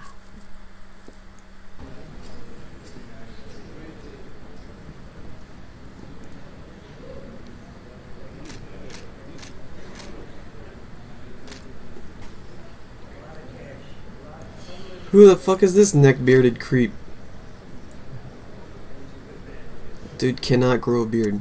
A lot of cash, as Donald Trump says. Also present was former British Prime Minister Tony Blair, who is mentioned in Trump's so-called peace plan as effectively a new British colonial governor over Gaza, or at least that's the ambition. Noticeably absent was Israel, whose Prime Minister Benjamin Netanyahu is refusing to endorse. Bro, Tony Blair. More like Tony Scare, am I right? Hey! Dude looks like a fucking zombie. Bro, is that your best human being impression? What is your thumb doing? Your hands look so unnatural. Governor over Gaza, or at least that's the ambition. Noticeably absent was Israel, whose Prime Minister Benjamin Netanyahu is refusing to endorse Trump's assertion that the war in Gaza is over, also skipping the meeting. It's almost like why are your hands flexed when they're at your side? Like, what, are you trying to like resist holding your hands up like, Rawr! Like I'm Tony Blair, Rawr! I'm Tony Scare. Meeting what Iran and other major powers, including Russia and China. The gathering in Egypt was limited to the United States and I don't know. Let's start a meme that Tony Blair is going to is like slowly transforming into a. No, he's always been a werewolf, and he's just been trying to hide it this whole time. Like how Ethan Klein is the one who hides a zombie bite from the rest of the group. Its vassals. Meanwhile, over the last few days, Hamas has, as agreed, released all 20 living Israeli prisoners of war in Gaza and is in the process of returning others who died in Gaza, almost certainly as a result of Israeli bombing. Israel has released some 2,000 Palestinians from its prisons, many brutally abused and tortured, but is violating and sabotaging the ceasefire agreement by continuing to kill Palestinians in Gaza and restricting aid from entering. At least 3 Palestinians were killed today, according to health authorities in Gaza, and at least a dozen more over the last few days since the ceasefire began.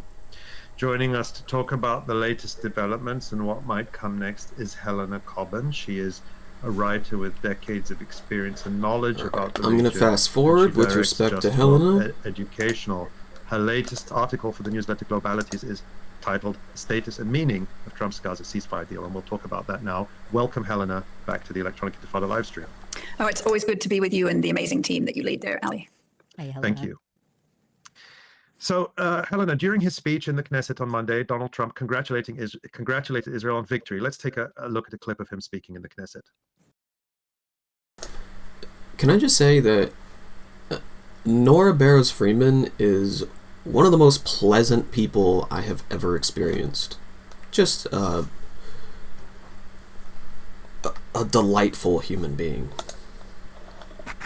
Utterly delightful. So this long and difficult war has now ended. You know, some people say 3,000 years, some people say 500 years, whatever it is. It's the granddaddy of them all. And in an unprecedented achievement, virtually the entire region has endorsed the plan that Gaza will be immediately demilitarized, that Hamas will be disarmed, and Israel's security will no longer be threatened in any way, shape, or form.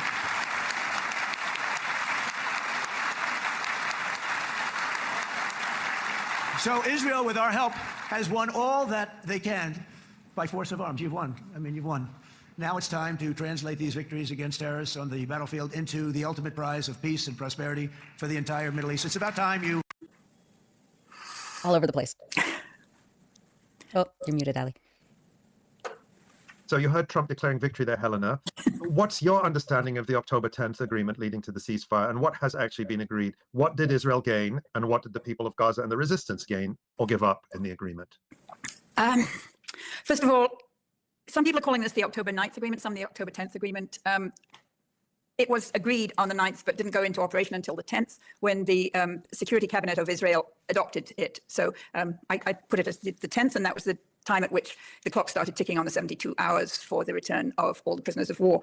So what did Israel gain? Of course, it gained the return of the prisoners of war, which in Israeli society was huge. And it won something of a reputation as open to being part of an agreement. I mean, that reputation has been so badly sullied worldwide that many of the governments in Europe are so eager to rehabilitate Israel based on anything or nothing. Eurovision Song Contest is no longer going to be discussing the possibility of excluding Israel. I'm sure that arms shipments and military cooperation from European nations will just continue, or rather resume, pouring at full speed into Israel. So Israel gained a lot by signing on. What did the resistance gain and the people of Gaza? I think what they gained is not trivial. They won the end of the bombardment. That was huge. And, all the other forms of attack. They won the ability to return to their homes. They won the return of some of the, I think it was originally 11,000 prisoners. Now there are only 9,000 prisoners, political prisoners, Palestinians being held in Israeli torture dungeons. Yeah, that is significant. They won the return of some bodies. I guess you'll be discussing this with John later on. They won the possibility of some stabilization of their society and possibility of some rebuilding. And they won the re-engagement of the UN aid agencies, though I gather this does not immediately include UNRWA, but other UN and international aid agencies. But I have to say that all of these gains, achievements, victories that they got from the agreement are extremely vulnerable to Israeli, the Israeli-US war axis just resuming the war whenever they want. They're vulnerable. They are partial, and they're very mixed. It's so wonderful to be able to return to your neighborhood in Gaza City, but then you get there and the place is completely leveled to the ground. You get to embrace, your son or your brother who's been in a jail, but you see, tangibly how horribly he has been tortured. So, they're all mixed in terms of achievements, but that doesn't mean, it was a gamble, as Jeremy Scahill had said, and it remains a gamble, but I think it was a gamble worth taking. Yeah. Helena, less than a week into the implementation of this very, very fragile deal, where do you think things stand right now, and how do you assess its prospects in the next couple hours or days, let alone weeks or months? So, Nora, I'll just take a very mechanistic view of this. It could go in three directions. It could proceed with drums and trumpets toward the full implementation of the end of the occupation. But that is not going to happen, clearly, because of the missing 14 points of that this deal started off in Trump's fantasy that he revealed on September 29th in the meeting he had with Netanyahu here in Washington, D.C. And he said, I've got this 20-point peace plan. Well, it wasn't a peace plan. It was a colonial diktat. This is how it's going to be. And my buddy, the fellow colonial chief Netanyahu, and I have agreed this is how it's going to be. So that was the origin, the 20-point plan. Hamas negotiators were super smart, and their response to this was to welcome the plan and then to engage positively on the 6 points that they wanted to engage positively on. And they didn't mention a thing about the other 14 points. And that's important to recall, to remember that those 14 points, Hamas has never said yes, it's never said no. Silence. So might this plan lead to the end of the occupation? No, this plan is not leading to the end of the occupation, but we'll get into kind of the geopolitics of this a little bit more, I hope. But it's possible that I look at the plan as a kind of a holding action for the resistance, and it's worth having that holding action. It's so much better to have this situation.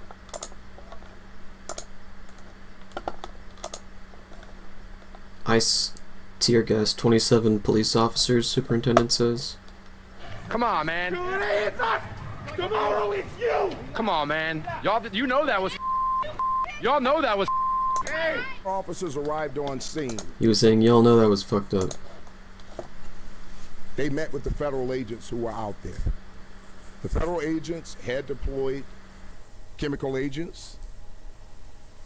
They deployed chemical agents while our officers were there. Those who will tell you that our officers weren't there, say that to the 27 officers who were affected by the chemical agents that were deployed by federal agents.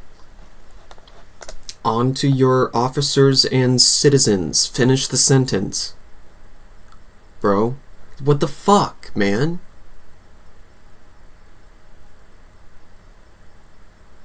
How hard is it to stand up for your people? Stand up for the people that you're sworn to protect and your fellow officers. There were 27 reports done to document our officers who were affected by that gas. Now where's the outrage for when those same chemical agents are deployed on citizens of your city? Catch the latest on this. Fuck out of here, man. Anyway. Than the situation that existed a month ago. Yeah. Well, that's where we're at with American fascism right now. Outrage for when the police get tear gassed, but not when a baby gets tear gassed. No mention of that. No mention of the people who have to kick away the shells because they're being deployed into huge groups of people unjustly in the middle of the street in broad daylight, man. Like, ridiculous. But it's vulnerable. So, you know, if they can just hold this, that's worth something. Yeah. Well, we will get back into some of those questions, but let's take a look and get your view about the situation inside Israel. Now that the prisoners of war have been released and bodies of the captives that were in Gaza are being returned, many or most likely killed by Israel itself, how do you see the political dynamics in Israel shifting? The prisoners of war were the main pretext for continuing the genocide. Has Hamas calculated that by taking away that pretext, Israel will have a harder time both internally and internationally returning to full-scale war? And do you think, in fact, that it will, or is it still completely unrestrained? Good question, Ali. You know, the fact that the prisoners of war were still being held by the resistance in Gaza was a pretext for the genocide, but it was only a pretext. So, you know, that pretext has been withdrawn now. So if the US-Israeli axis does resume the genocide, which is still a very live possibility, then they won't have the pretext. But I think, actually, the politics inside Israel are quite scary right now, because actually the fact that the resistance was holding onto the prisoners of war did act as a kind of a brake on Israeli militarism in Gaza, because the prisoners of war themselves were vulnerable to, you know, the large-scale bombings, and so many Israelis understood that. So, you know, a lot of this social movement that grew up in Israel in support of the hostages and criticizing Netanyahu and whatever, I see that as being completely deflated now. You know, there is continuing criticism of Netanyahu for all the things that people have criticized him for several years now, but they can no longer criticize him for putting the lives of the prisoners of war in jeopardy. So it in a sense, I think it strengthens his hand in Israeli politics, because the desire for genocide certainly still exists, you know, amongst broad swathes of Israelis. We saw, for example, even as they were preparing to withdraw from, you know, the eastern suburbs of Gaza City, they were torching the wastewater treatment plant, you know, joyfully on TikTok. Like, here we are, you know.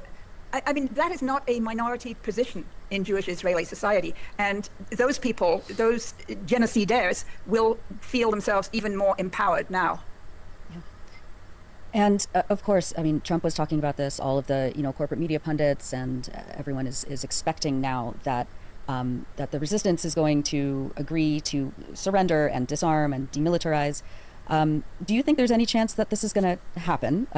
You know, surrendering to Israel, what Israel has failed to do for 2 years, to take by force. You know, that Hamas and the other resistance factions are going to just help Israel disarm because they couldn't do it themselves. No, that is not going to happen, clearly. I think one of the kind of the dynamics underneath this October 10th agreement is that all three of these parties, that is Israel, Hamas and its allies, and the United States, had gotten to a place where they wanted it. And they all have wanted to describe it as a victory for their side. And there's some truth in that in all cases except for Donald Trump. I don't give him anything. But, okay, he did nail down this agreement that was ready to be nailed down in December of 2023 by some accounts, or according to the Qataris, it was ready to be nailed down in May of 2024. But Biden, by refusing to bring any pressure to bear on Netanyahu, encouraged him and armed him and supported him to continue to do this. And Donald Trump has done the same. But, finally, Donald Trump wanted the Nobel Peace Prize. We know that. And he had hoped, by launching this thing at the time of the General Assembly in mid-September, that he would have some victory to send to the Norwegians in order to win his Peace Prize. I mean, he's quite blatant about it. He's quite blatant about so many things. I will say, since I did actually write a book about the Nobel Peace Prize 25 years ago, that the Nobel Peace Prize is nothing really but a kind of peace-washing attempt by Alfred Nobel, who was a major war profiteer and a pillar of the European military-industrial complex. He thought, let's use some of my ill-gotten gains to make this thing called a Peace Prize. So that is my current view of the Nobel Peace Prize. I don't think we should actually give the Nobel Peace Committee or the Peace Prize as a phenomenon any attention at all. We should start something called the Electronic Intifada Peace Prize. That would be one worth having. I mean, if you have Kissinger and Obama and this Venezuela pro-Trump opposition, anti-socialist, pro-imperialist, now just last week winning it, that's the worth of the prize is what they put into it. But yes, I mean, just remind us historically what happens when resistance factions in Palestine and in Lebanon, for example, have agreed to surrender or partially disarm. What happens? Is it all peace and rainbows for them afterwards? Does Israel say, finally, we'll stop bombing you? What happens? Well, in 1982, there was an agreement that Ronald Reagan and Philip Habib mediated, under which the Israelis would withdraw, because they had just, I think, 8 or 10 weeks earlier invaded Lebanon massively, right up to Beirut. All right. Definitely check out this interview. It's worth watching, but I need to show you the single craziest thumbnail that Breaking Points has ever put out. It's Peter Thiel and Sagar looking distraught over an anime cartoon girl.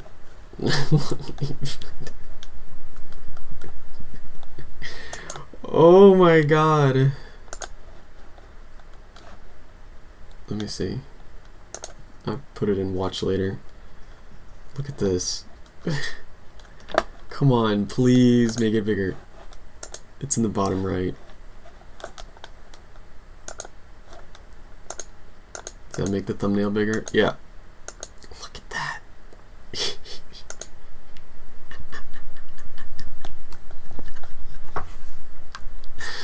Oh, why? Why is that so funny? It's even partially blurred, like...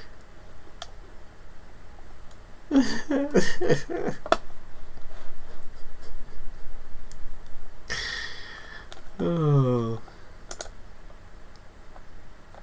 And the title of it is Voters Turn on Data Centers as Sam Altman rolls out AI porn. Porn spelled with a 0, of course.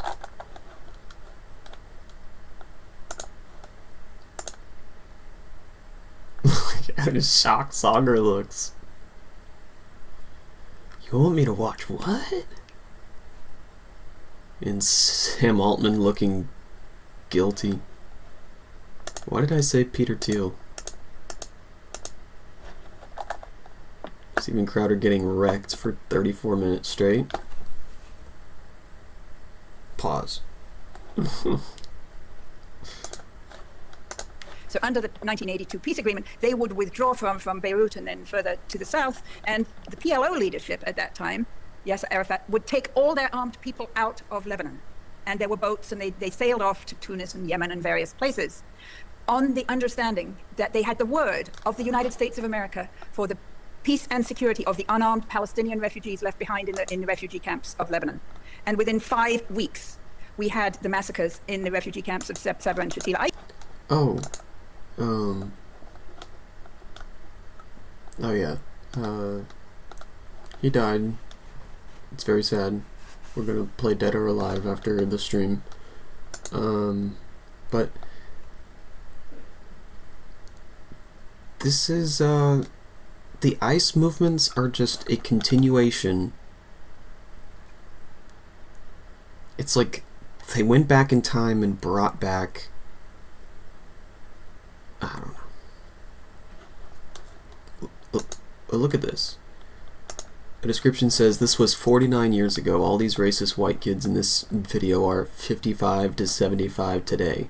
They run the country, run the judicial system, are police chiefs, etc. Let that marinate, bro. A clip from Bill Moyer's 1976 documentary, Rosedale, The Way It Is.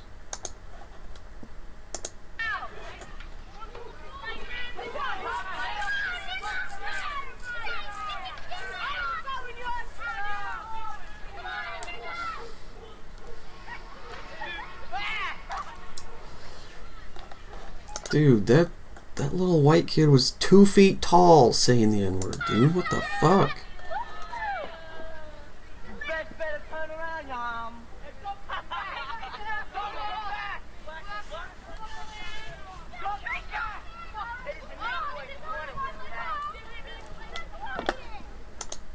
Looking at him like they're just a roadblock, you know? A little girl looking at all those white kids. The same way she would look at, like, a cliff. Like the street just ends in a cavern, you know?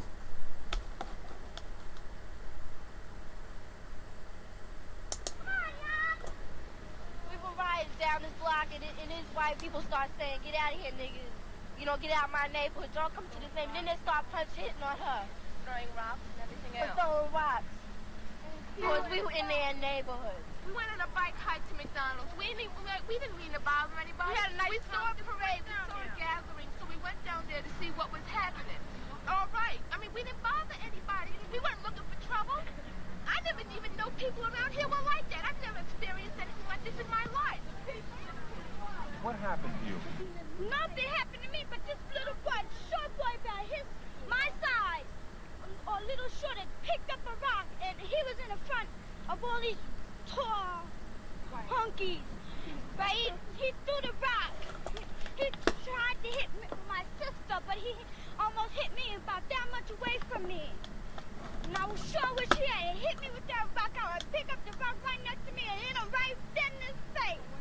They always say niggas are doing everything.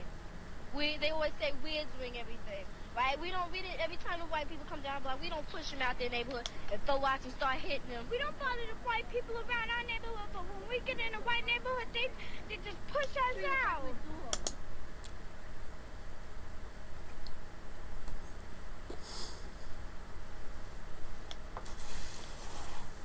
Sounds like how, the IDF treats Palestinians in the West Bank.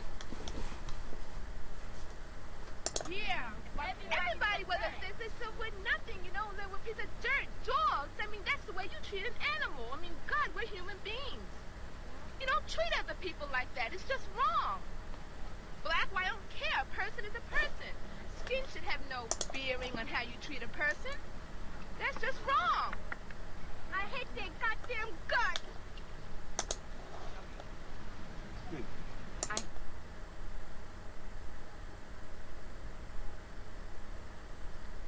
I hate their goddamn guts coming from a little girl, dude.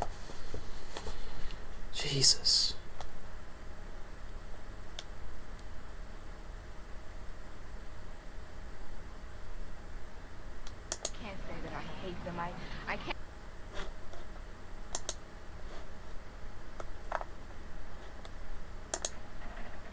They gonna always do that. They always spit on us like we some dogs. They always gonna spit back on them. Ain't nothing gonna change. Do you forgive them? No. No. Can't take back no hurt. But they gonna always do that. They always spit on us like we some dogs. They always gonna Spit back do that. on them. Ain't nothing gonna change.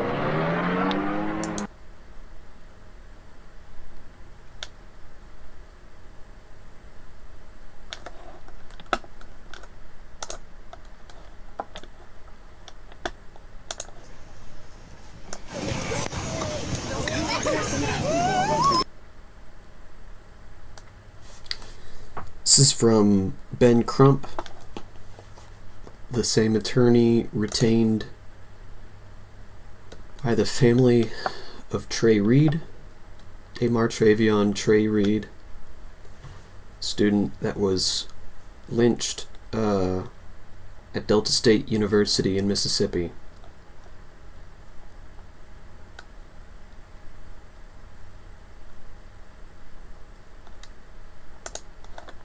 And readers added context. She left her car running in the middle of the road. Her license was also revoked. When approached by police officers, she lied and attempted to evade. When officer attempted to control, she bit and punched him. Full video and press release from JSO here. Isn't that the most Fed-coded way of writing ever? Like, also, it's like how a cop would send an email, you know? You got me fucked up! You gonna punch me? You gonna hit me? You gonna hit me? Okay, let's assume everything you said was true. Let's assume the worst context possible. Does that mean she deserves to get thrown on the ground like she's about to and treated like this?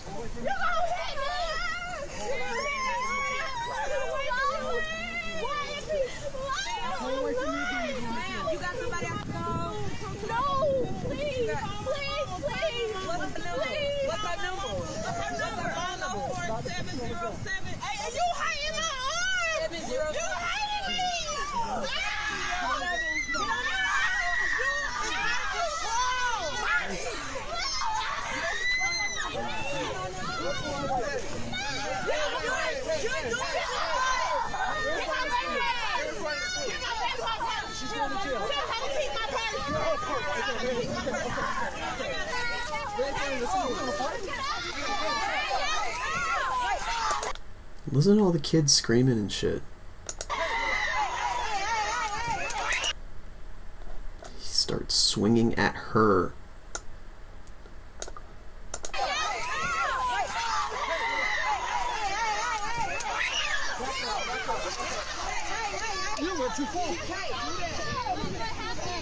Grabbing her by her hair. That's the devil, okay? That's the devil. That's the devil? What the fuck? That police officer is the devil. Oh, that police officer is the devil. Got a knee on the side of her face or in her hair? What the fuck? That's the devil.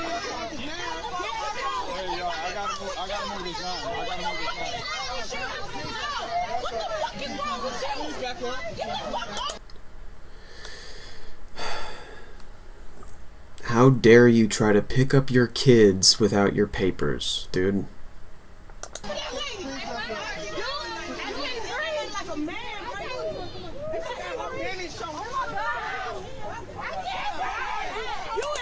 In front of all these kids, dude?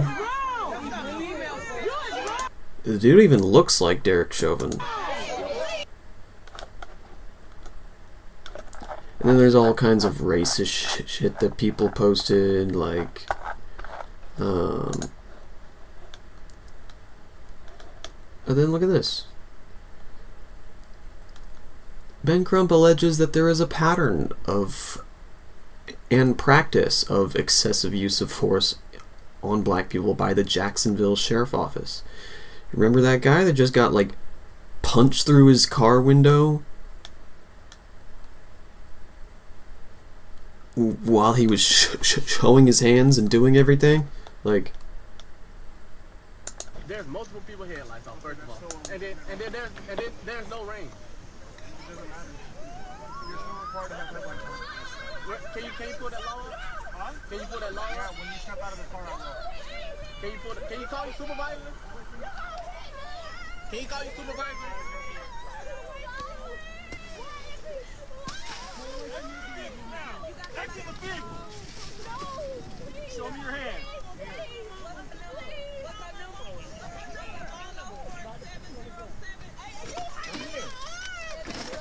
What is your reason, sir? What is your reason?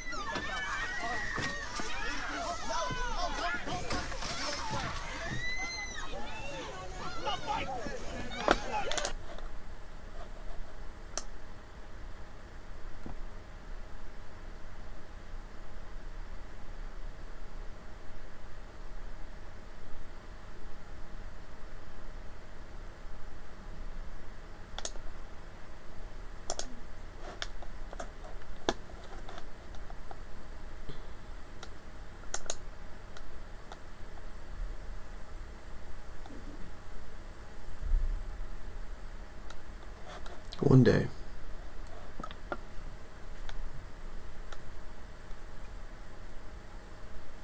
we'll overthrow this racist, fascist apparatus that controls our government.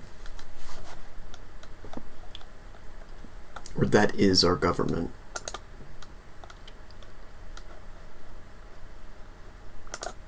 One day. It's going to take people in the street. And nothing less. Mechanisms and communications mechanisms, which the Iranians already have to a large extent.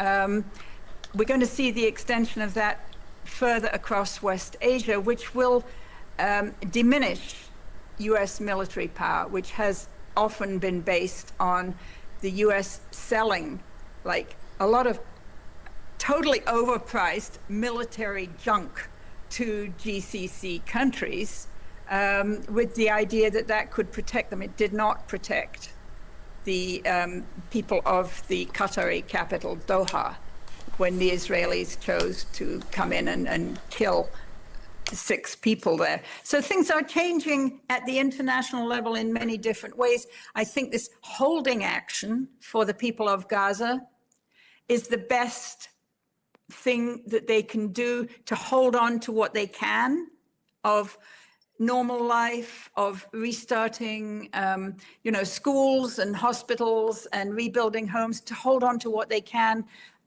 until the international geopolitical balance shifts even more against the United States. And I think it's happening. But I know it's hard for people in Gaza to be able to just survive like winter coming on. And that's, the point you make, it's a point I think many of us have been making, Helena, that's so important. It's so important that people don't go home just because a ceasefire has been achieved. People need to still be out in the streets. They still need to be pressuring their governments. They still need to be making sure that the realities in Gaza, the voices of people in Gaza are being heard, because the Western media that enabled this genocide and the governments that enabled this genocide will be working as quickly as they can to sweep this all under the rug, because the last thing they want is accountability. I mean, some of the horrors that are just being revealed in the past few days, bodies being found under the rubble, and that's without sufficient equipment to dig.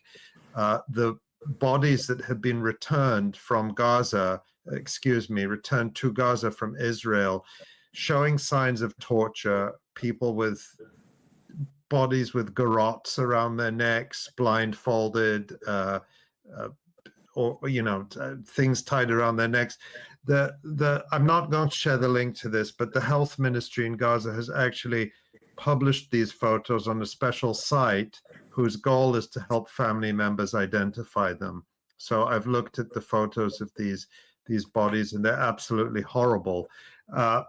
So given that context, they're going to want to sweep this all under the rug. And as you said, particularly the Europeans, go back to business as usual. The EU never imposed a single sanction on Israel throughout all this. Some individual countries did, but the EU did nothing. And now they want to go, they're going to want to go back to Israel. Oh, our friend, scientific cooperation, tea parties, dinner parties with Israeli officials, Eurovision, they already held. I mean, it's utterly grotesque, but the new EU envoy in Tel Aviv, Michael Mann, actually held like an EU science night at the rubble of the Weizmann Institute with Israeli children. Remember, the Weizmann Institute was founded by the Israeli Defense Ministry as a weapons lab. That is where Israel develops its biological, chemical, and other weapons, as well as all sorts of other dastardly weaponry. And the EU is already whitewashing this as just, oh, it's this lovely science place, and the EU loves science and biomedical science and so on. So anyway, I'm taking a long digression here to stress the point. Do not let up. Do not let these people get away with genocide. They were complicit, and now they're going to try to masquerade as the saviors, supporting aid and supporting peace. No, don't let them do it. Helena, I see you're eager to talk, but I'm gonna wrap this in a sort of a final question for you. Of course, respond however you want to, but also just before we let you go, are there any other issues that you want to bring up or things you think we should be paying attention to? I would say that I think calls for accountability are important, but they can also be a diversion. I think the important thing, the number one job has to be to end all these violations. And these violations are not ended with this ceasefire. We know there are another 7,000 prisoners inside Israeli jails. 9,100. Yeah, I checked this morning. Abu Safia and so many others. And we know that they are being majorly mistreated. But what we need to do is to end all of those violations. Marwan Barghouti, when they paraded him, like, poor guy. I mean, oh gosh. And of course, I want to obviously give a shout out here to the work of the people from the Global Samud Flotilla and the other flotillas, because they experienced just a little bit of what happened in Israeli jails. You know, if Ben Gvir's goons will treat white Europeans like that, just imagine how they are treating, you know, captive Palestinians, whether from Gaza or the West Bank or wherever. So to me, the central thing is, while we're documenting and building, I know there are these wonderful organizations like the Hind Rajab Foundation and many others that are building the documentary base for future accountability projects. But the job one has to be to end the violations. And the big violation is Israel's lengthy military occupation of Gaza and the West Bank. And that's what needs to be ended. So if we can take this little, you know, this little portion of Gaza and use that as a way to start to roll back the Israeli occupation, that would be great. If we can mount really strong campaigns for all the Palestinian prisoners, that's great. You know, there are so many tasks that we need to be undertaking.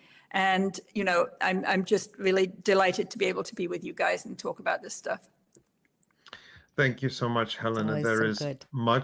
much work to do. And again, your article in Globalities, which is published by Just World Educational, which your director addresses many of these issues, and I encourage people to regularly check into Just World Educational. You, of course, did just remind us briefly about the project you did during this genocide, the Hamas, Understanding Hamas, because it's now in book form. Yeah, so this was something we did last year. Honestly, this was a book that we produced just over a year ago based on a series of webinars that Rami Khouri and I co-hosted with 5 experts on Hamas. And the goal was to demonize Hamas.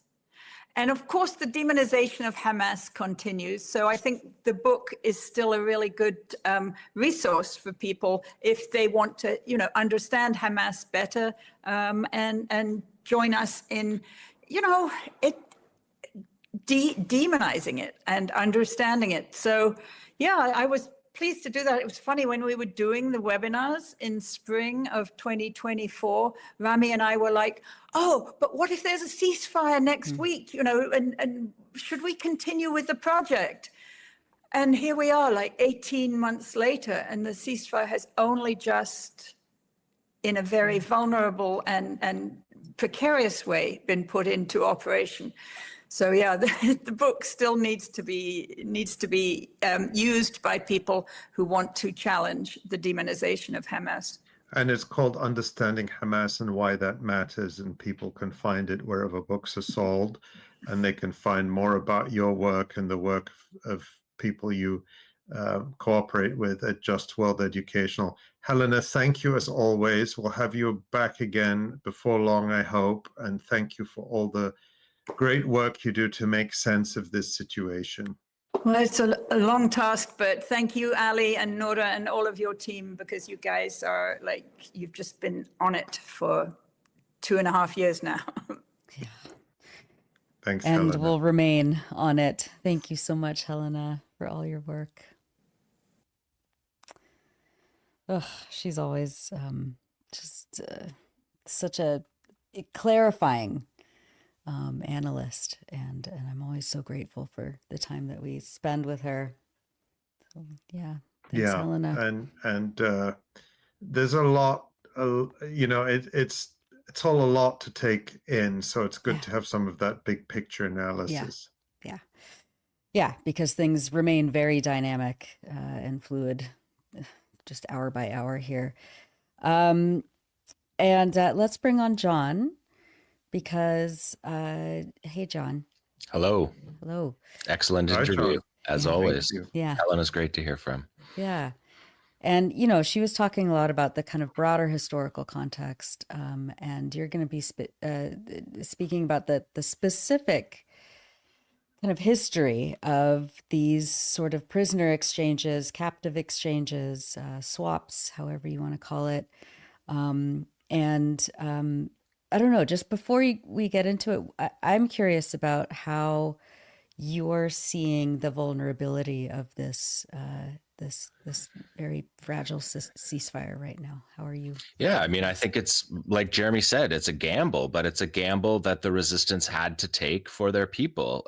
They're accountable to their people, and the war, the genocide had to stop.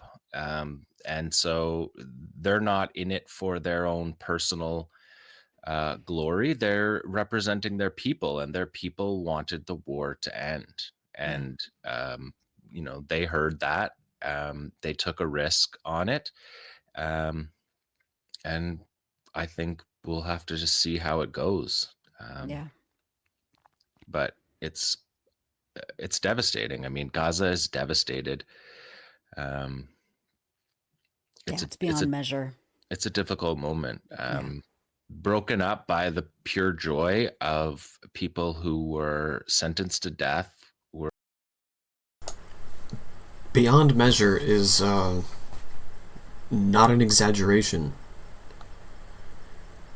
We don't know if it's between 80 to 95% of the buildings have been destroyed. Over 700,000 people have been murdered. We don't know exactly how many. How many have been buried under the rubble? Tens of thousands under the rubble.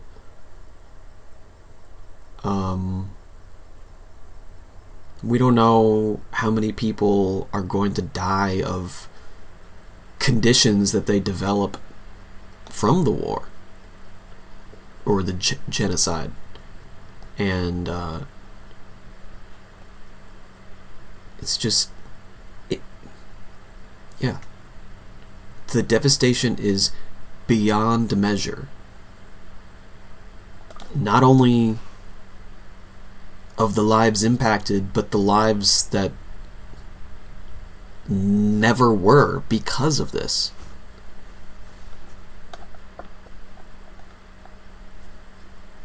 Generations have been erased. People's homes have become their graves. You know? Unquantifiable suffering. Were thought to be put into their... with the Holocaust, you can just say 6 million Jews. And that's enough, you know? That's mostly correct. That's correct enough of a summary of the Holocaust.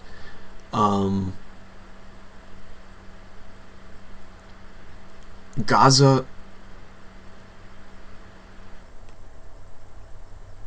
was wiped off the map in the Gaza Holocaust. You can quantify it in atomic bombs, which is still an estimation, between 4 and 5 atomic bombs in conventional munitions. Just crazy. 4 to 5 times the devastation of Hiroshima. So twice the devastation of Hiroshima and Nagasaki.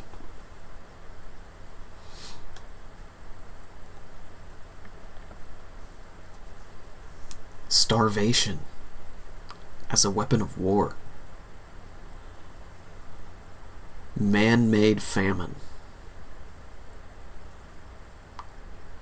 They turned Gaza into a concentration camp long before October 7th. And then they decided to bomb the shit out of that concentration camp after October 7th. That's a good way to summarize it.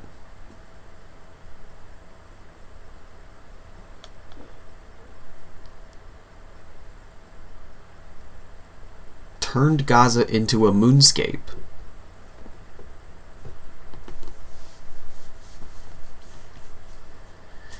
If anyone asks you, what was the Gaza genocide like, or the Israel-Hamas war, say, well, a good way to get a summary of it is to just look at the devastation. Look at a side-by-side of Gaza before and after. And then you tell me if they were just going after Hamas or wiping the Palestinians off the face of the earth. You tell me what happened. Because there doesn't seem to be a consensus. Their graves being free. And that's happened a number of times in Palestinian history, and they were very important moments in history. So that's what I'm going to spend a little bit of time talking about this week. But no, I don't mean like if your kid asks you what happened with the Israel-Hamas war, don't be like, you tell me what happened, look at this picture! I mean like, well, they massacred an entire city. They've been genociding the Palestinians since the 1940s, and in October 7th we had just the most modern iteration of it, extremely accelerated, no longer in the shadows, and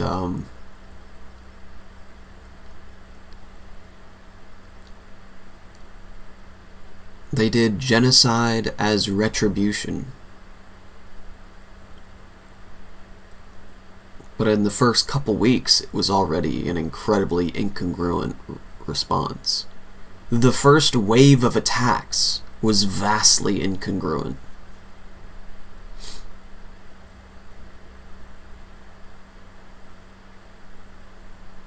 So Israel got mad about a war that they started, and started enacting collective punishment on innocent women and children, and imprisoning 40% of all men and boys. All right, Ali, you want to do the honor? Yeah, take it away, John. All right.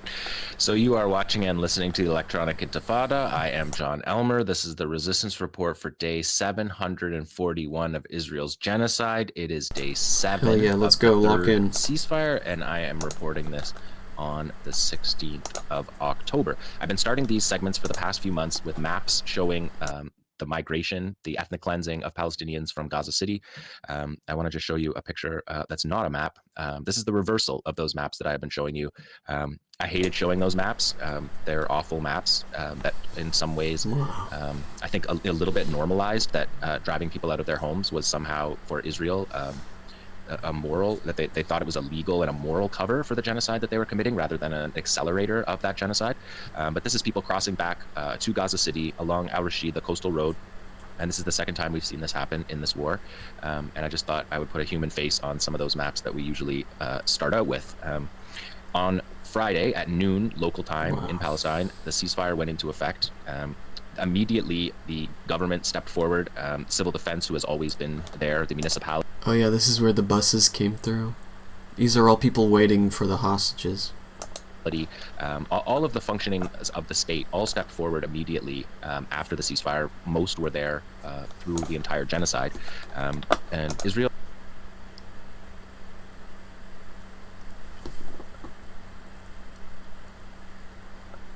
Oh my god. You know where this is? This is Al-Shifa Hospital. I was like, damn, that staircase looks familiar. Oh.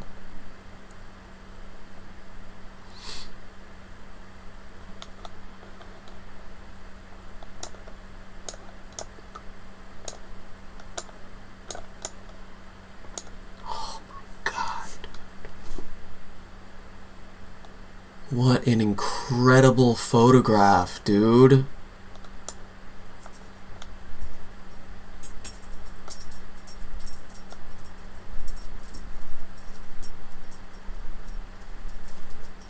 Got all these people facing the sun, waiting for the hostages amidst literal crime scenes. Haunting photograph. Absolutely haunting. But beautiful in a way. The way everyone's like facing towards the sun, like flowers.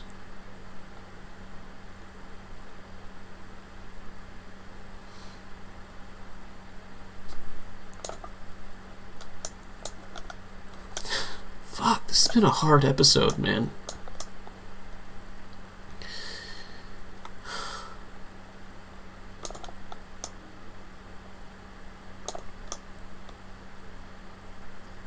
The tarnished beauty of Palestine never ceases to amaze me, you know? Failed to achieve its goals. Its goal of genocide, it certainly accomplished many parts of that. Much of that, if not all of it, will be rebuilt by Palestinians. It's already being rebuilt. It has been rebuilt during... Yeah. Also take note of the scaffolding. They've already started to rebuild that.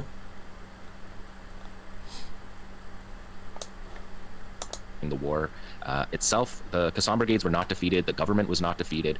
The United Nations Relief Works Agencies for Palestinian Affairs, the UNRWA, sort of the backbone of the state system, was not defeated. And Israel's failure to achieve these military goals were well known within Israel. Their military correspondents and security analysts were all very clear on the fact that the goals were not achieved and that Netanyahu was trying to spin them as achievements. There's talk within Israel about what going back to war will look like. The defense... Another beautiful historic photo. I mean, look at here, let me just take my camera down for a second.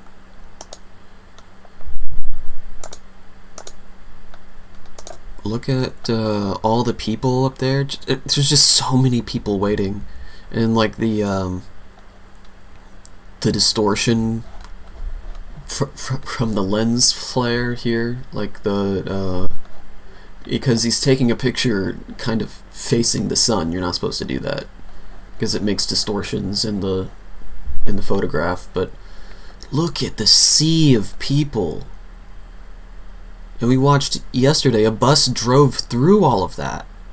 And it was wild to watch from the top because it looked like the buses weren't moving because the crowd was like walking alongside the bus.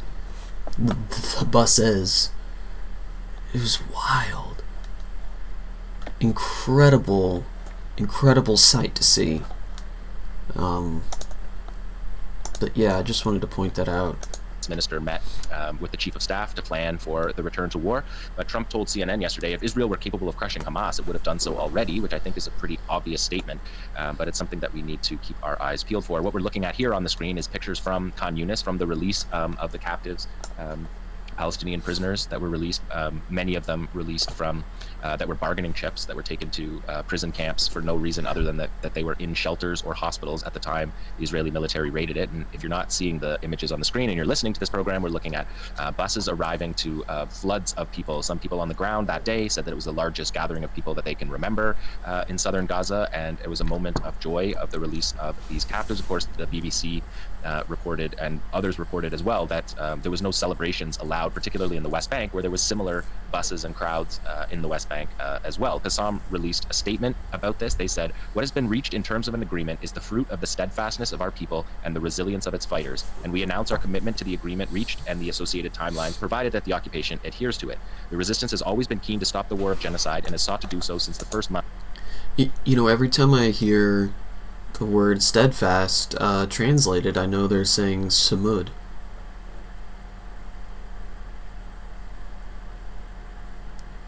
It's like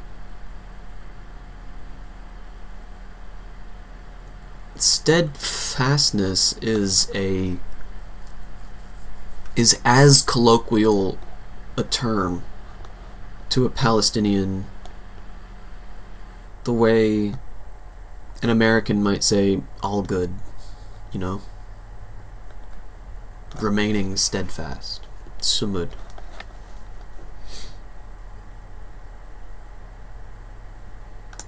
But the enemy thwarted all efforts due to its narrow calculations and to satisfy its instinct of monstrous brutality and revenge of its Nazi government.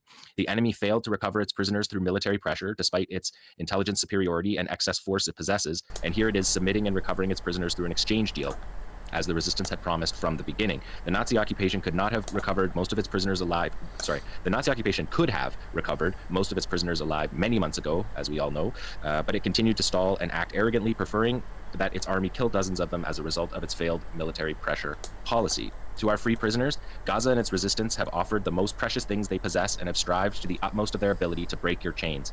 And we pledge that your cause will remain at the top of our national priorities until all of you achieve your freedom.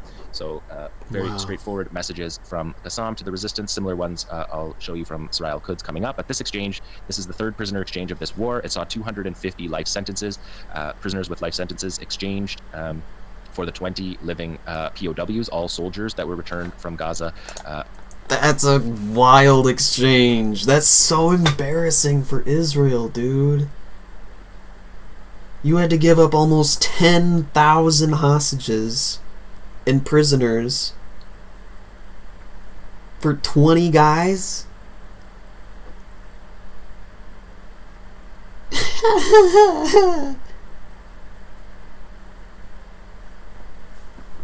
Dude.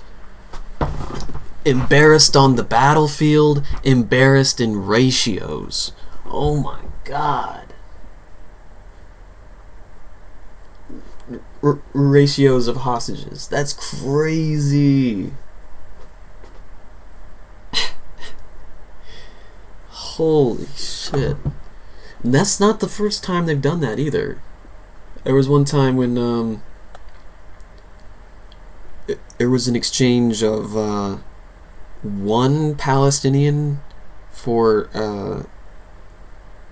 one Israeli for 67 Palestinians or something. Fucking incredible. Pretty much immediately after the ceasefire was implemented. They didn't wait the 72 hours that they had.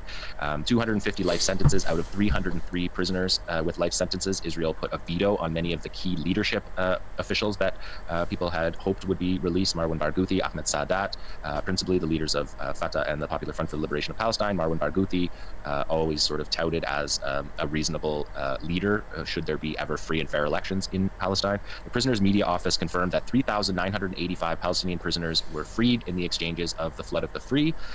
It's included 503 prisoners serving life sentences, representing 87% of all life sentences of prisoners held in occupation prisons. The deal secured the freedom of 13 pre-Oslo prisoners, so from the 1980s, 41 that were rearrested after the 2011 Wafa Arar exchange. That's the Gilad Shalit exchange. We'll talk about that in a moment. And 2,718 Gaza prisoners were also freed, 114 women, 297 children, and 33 others who were expecting to be sentenced to life sentences were released. So significant releases. We're seeing here the prisoners in the buses. This is a scene that we have seen at each of the releases, and each of the releases going back through history. These are the ones from yesterday from Active Stills. This is a Doha Elbaz photograph for Active Stills. Hamas said, "The Flood of the Free is a historic national achievement that embodied the unity of our people and confirmed that their resistance and adherence to the land and national rights is the way to liberate the land, achieve return, and build the independent Palestinian state. Today's joy and liberation of our heroic prisoners in the Flood of the Free is an important station in a continuous path until the comprehensive liberation of our land is achieved." So direct statements by Qassam and the Hamas leadership. And take a look at Soraya Al-Quds, who had similar statements. They released this poster, "Congratulations on your freedom. We fulfilled the promise." This is a poster from Soraya Al-Quds. A commander in Soraya Al-Quds said, "We handed over a number of Zionist prisoners this morning." That was on the first day. "In implementation of the ceasefire understandings, we are committed to the ceasefire understandings as long as the occupation adheres to them. The steadfastness and resilience of our people led to the achievement of freeing our prisoners and stopping the war." Also to note from Islamic Jihad, Deputy Secretary General Dr. Mohammed Al-Hindi about disarmament told Al Jazeera that the resistance factions did not agree to disarmament. "We do not accept the threat of disarming by force." And Palestinian Islamic Jihad Secretary General Ziad Nakala, who himself was freed in a prisoner exchange, as we'll talk about in a moment, he said, "What was achieved today, the liberation of a large number of prisoners belonging to the resistance and the Palestinian people, would not have been possible without the men of the resistance, the valor of the fighters in the field, and the unity of the Palestinian people behind the resistance. Yes, we had hoped that the results would have been better, more people, but our people are not unaware of the balance of power and the many variables and factors that surround our people in Gaza in particular. The banners of the resistance remained high and unbroken. The resistance remained in the field, and our people remained proud, dignified, and committed to their resistance. The goal of liberating the rest of our brave prisoners will not fall from the priorities of the resistance." So again, Soraya Al-Quds and Qassam, the two leading movements of the Joint Operations Room, in unison on that, and all of the other factions also chimed in on that as well. So let's take a look at some of the handovers, because the handover ceremonies that we saw in the second prisoner exchange, those were not allowed this time. Israel vetoed those. Fighters organized. They didn't like that their prisoners said that they were treated well, and they didn't like to see all of the symbolism that Qassam put into those, and Soraya and the other factions put into those handovers. The ratio of handovers is 15 Palestinian bodies for each Israeli body. So far, 9 have been returned. There are 19 remaining. Qassam said about that the resistance has adhered to what was agreed upon and handed over all the living prisoners it had and the bodies it can access. As for the remaining bodies, they require great efforts and special equipment to search and retrieve them, and we are making great efforts to close this file. Of course, it's very difficult to find the prisoners that Israel killed through their airstrikes, through the destruction, as you can see on this picture, of the Red Cross convoy taking the bodies that were known to be killed, and Hamas and Qassam had buried those bodies and returned them. But you can see, and they just have to be satisfied with the after supplying all of that there's just the chance that they won't be able to find them. That the remains have been mixed up, or that they have just been so obliterated that they'll never be able to identify them. That is possible. I mean,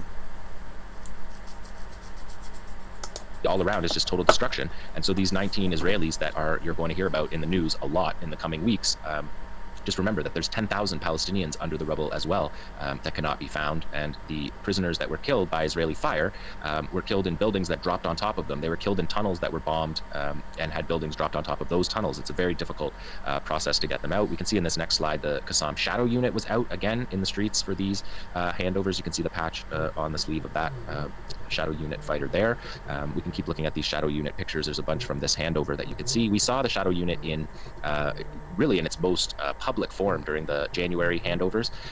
The Shadow Unit has been known about since 2006, since the Gilad Shalit capture, when the Shadow Unit was stood up by Mohammed Sinwar and Mohammed Al-Deif to look after the prisoners, and that's their primary job.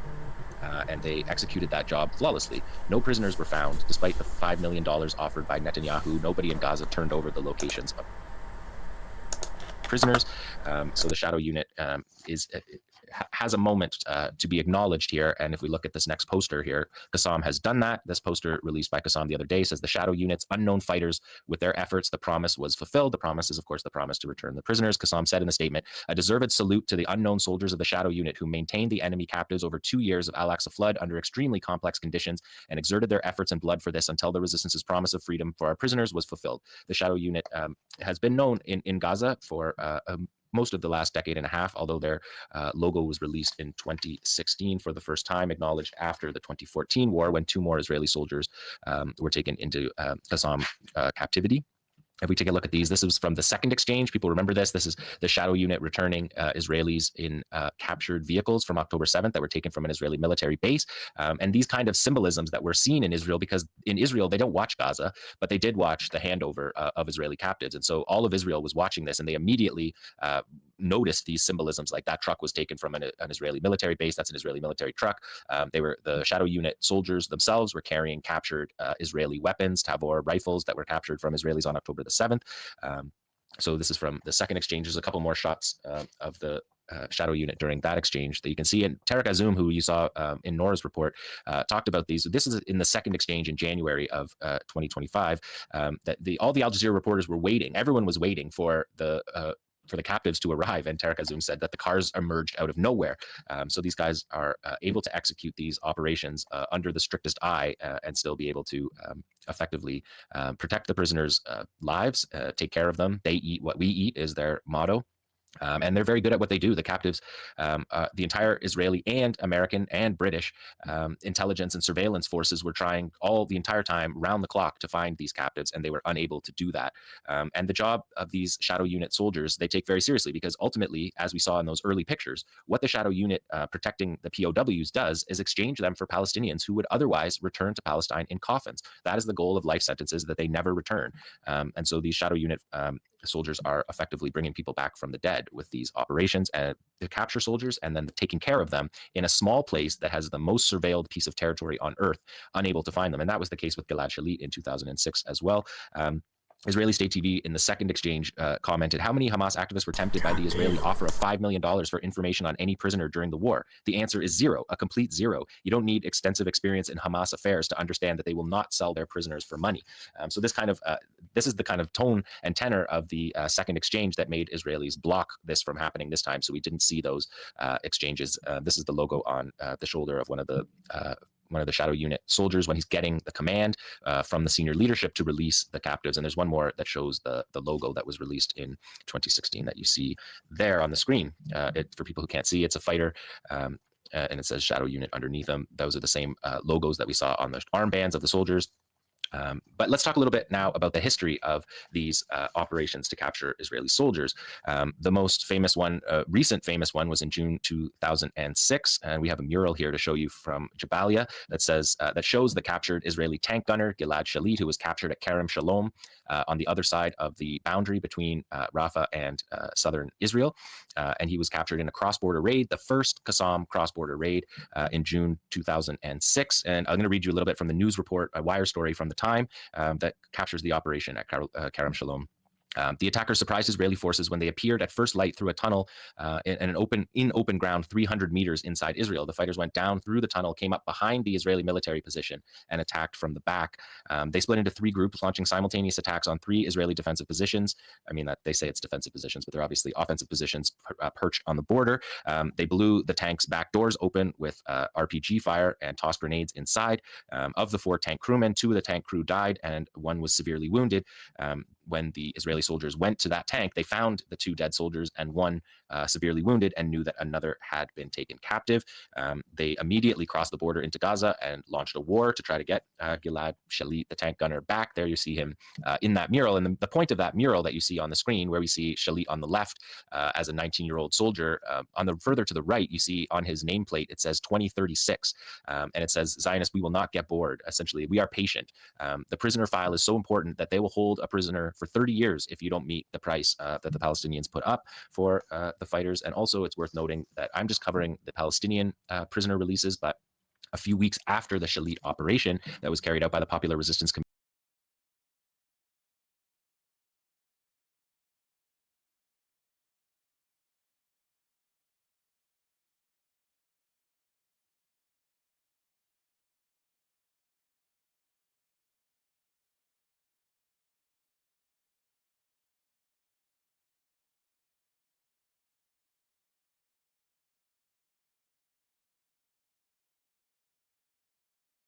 I was muted. His hair turns gray. The painting here saying that, like, this Israeli captive. Oh my god, dude. OBS has got me fucked up. Holy shit. Give me the fucking screen capture, dude. God, it's pissing me off. And my phone's about to die. Cool. I love when just all of my electronics shit the bed simultaneously. Great. Yeah, they'll hold on to him for 30 years. That's the point. Moving on. And the Qassam brigades, Hezbollah in the north executed a cross-border raid and captured Israeli soldiers, like I said, a few weeks later, and that sparked the July War in 2006. You can see in the next slide of, again, similar pictures. This is from the Electronic Intifada from 2011. This is the prisoner release that came about from the Shalit capture. Similar to the way this one worked, at the beginning when Shalit was captured, the Palestinians offered 1,000-to-1 exchange that the Israelis refused. Right away, he could have gone home, but the Israelis refused. Ultimately, 5 years later, they agreed to 1,027 prisoners being released for the 1 Israeli soldier, including 208 life sentences that were released after Shalit was handed over by Qassam's top commanders at the time, Ahmed Jabari and Raed al-Attar. Their 2 most senior commanders were there for the actual handoff. And you can see in this next slide, the key figure that was released in that exchange was, of course, Yahya Sinwar, who had been the leader in prison for the 2.5 decades before his release. And when he came out, well, the first thing he said was, they thought prison was our graveyard, but it was our academy. And Yahya Sinwar was killed 1 year ago today in Rafah, in Tel Sultan, fighting on the front lines. And when he came out, he promised to those left behind. And it was one of the first things he said on stage. Here you see him being kissed by Ismail Haniyeh, who was himself assassinated in Iran last year. Being greeted. But as soon as Sinwar came out, he promised those left behind that he would free them. And there's a couple more pictures of Yahya Sinwar. But Sinwar went right, that's Sinwar with Ismail Haniyeh and Mahmoud Azahar, who's a founding member of the Politburo of the Hamas movement. So these are from 2011. Just gonna stop fucking with it. it. To a hero's welcome, similar to the way that that we just saw a couple of days ago happen for the Palestinians. So that promise by Sinwar was that he would join Qassam when he got out of prison. He was the leader of Hamas, and he was the leader of the prisoners in prison. And when he came out, that he immediately took the prisoners' file before working his way up and ultimately becoming the head of Hamas in Gaza in 2017. Before that Shalit deal, the largest Palestinian prisoner exchange happened in 1985, after in 1983, an Israeli outpost in Lebanon during the first Lebanon War in the early 1980s was overrun by Fatah fighters, and 3 Israeli soldiers were captured. They were handed over to Ahmed Jibril of the Popular Front for the Liberation of Palestine's General Command, PFLP-GC, who squirreled them out of Lebanon. and handled the negotiations. And for those 3 Israeli soldiers captured in Lebanon in May of 1985 that you see here from the newspaper, 1,150 Palestinian prisoners were released, including 380 prisoners who were serving life sentences. And you can see in this newspaper from the time, the headline is "Palestinians joyously welcome released prisoners," with scenes that look the same. We couldn't find video from that. I'm sure it's all on microfiche, so it would require a longer project than we had time for here. But it's interesting to see that newspaper from Jerusalem. That's in Al Fajr newspaper, 24th of May 1985. Now, in the Jibril exchange, a number of important figures were released, including Sheikh Ahmed Yassin, who was in prison. He was released in 1985. Between 1985 and 1988, he founds the Hamas movement.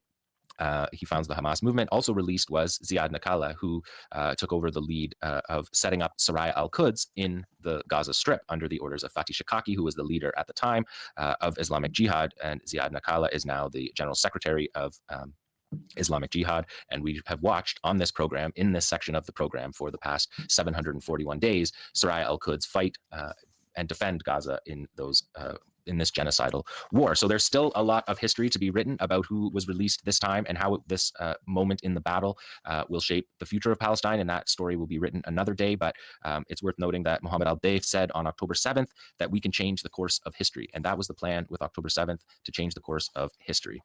That is the Resistance Report for day 741 of Israel's genocide. I will be in the coming weeks tracking the ceasefire and all the stuff that you are familiar with. I just wanted to bring you this history of prisoner exchanges while it was in the news.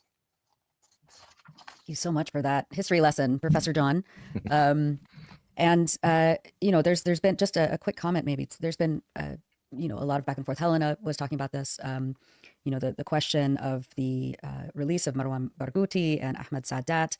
What do we know so far about the possibility of their release, and what would that mean for the Palestinian National Project?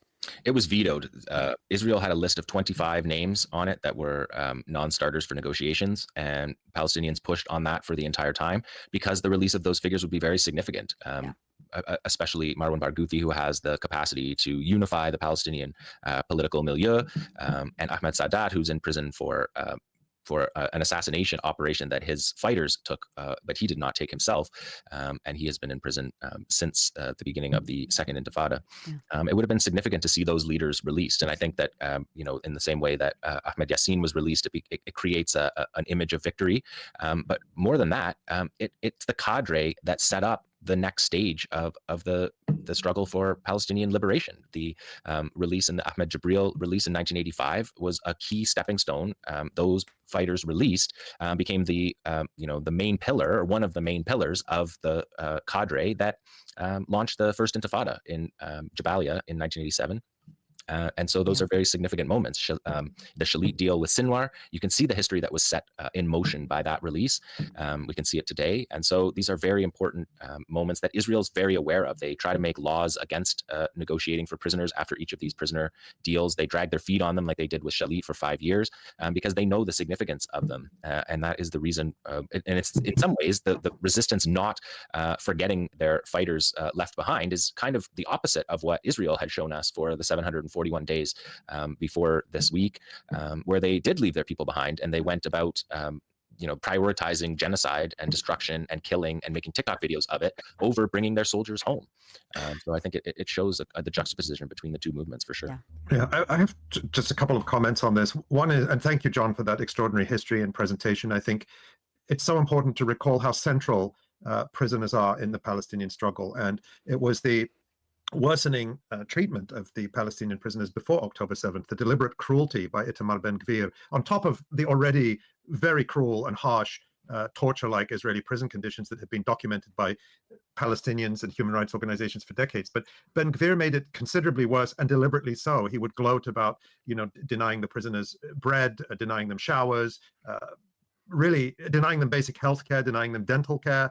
Not that they were getting any of these things in anything like adequate quantities before, but that was one of the precipitating factors for October 7th, was Israel's campaign to make the prisoners suffer even more, plus the massive increase in so-called administrative detentions that was already escalating to record levels before October 7th. I think it's important to remember that, because you know, the West wants to write this narrative that history started on October 7th. It certainly didn't start for the prisoners. And even before October 7th, according to Ad-Damir, the Palestinian Prisoners' Rights Group, more than 700,000 Palestinians have been through Israel's dungeons since 1967. 700,000 of a relatively small people. We're not talking about the United States population of 350 million. We're talking about today there are 10 million Palestinians, and that's, or 12 million, including the diaspora,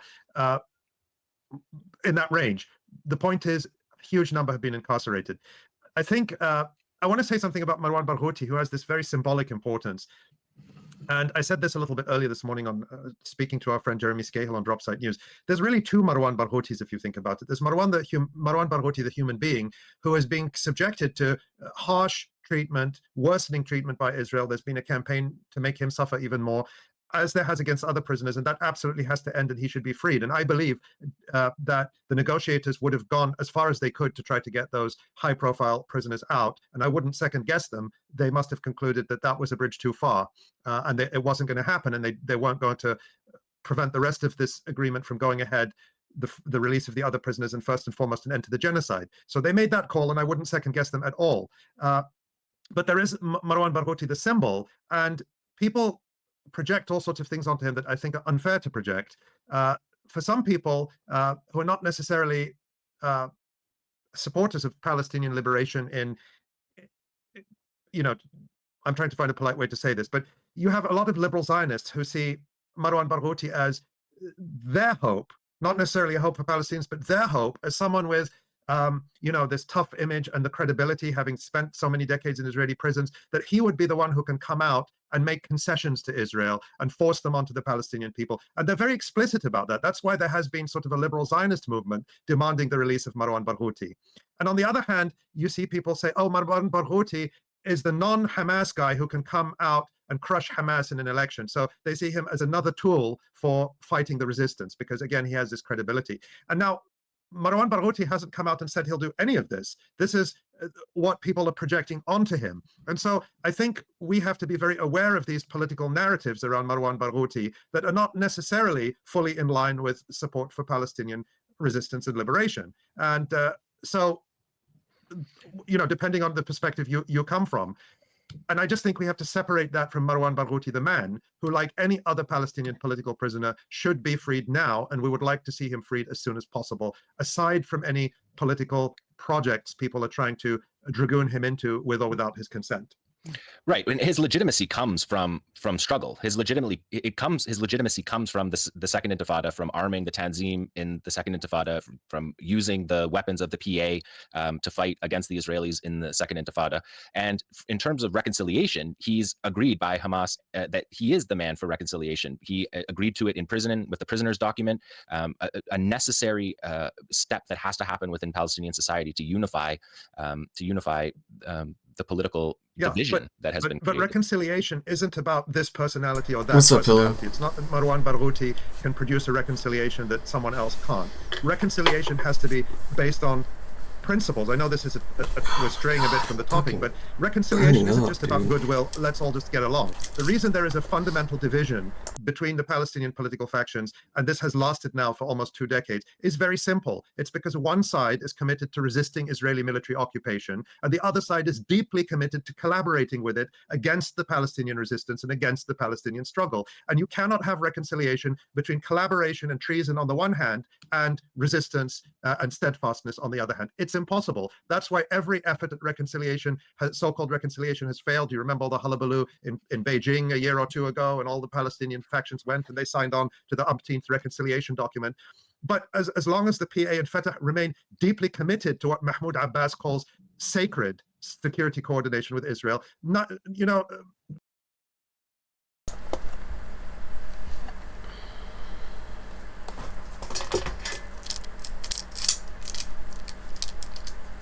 Man, I don't know. I've been having a rough one. I've got a skin thing that I've been dealing with that's on my neck that has been driving me crazy the last, honestly, for the better part of a year at this point.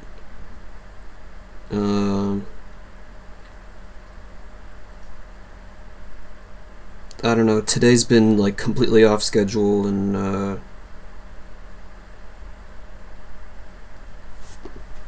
inside baseball, irksome happenstances. Other than that, all good. I got $500 from my school for tech, so I'm getting Shure SM7B and a good interface, so I don't have to worry about a mic for years. Nice. Hell yeah, dude. Hope you do better soon. Thanks. I lifted this snowball mic from my high school, what's it called? Multimedia class?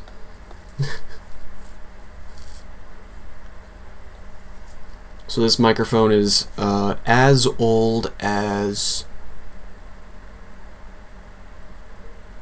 Apple Video Editor version like 10 or something. iMovie, that's what it's called.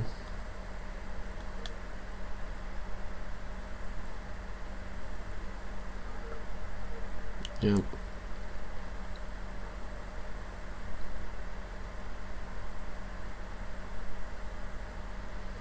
All good. It's just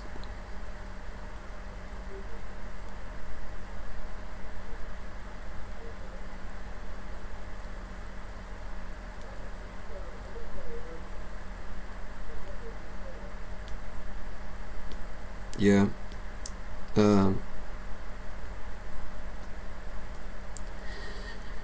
It's been rough seeing the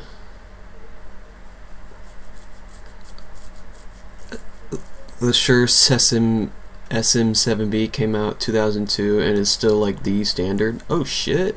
Like it's Hassan's mic. Oh.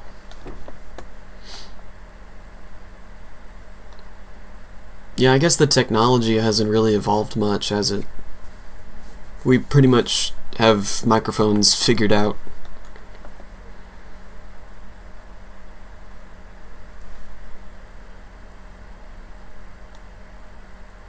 Unless you're like listening to space or something.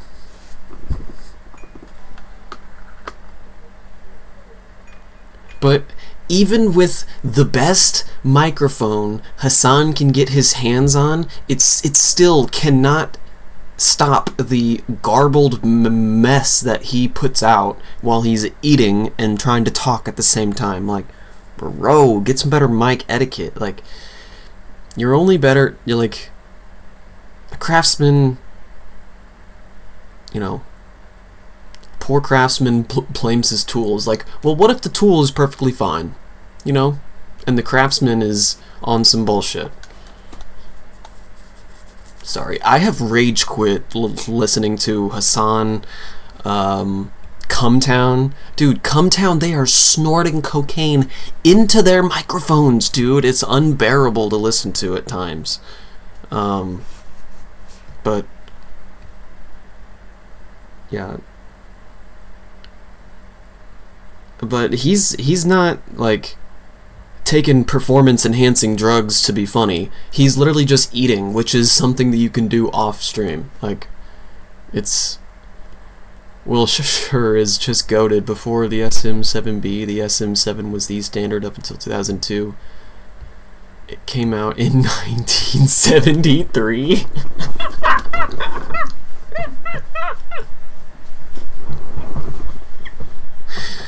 Oh.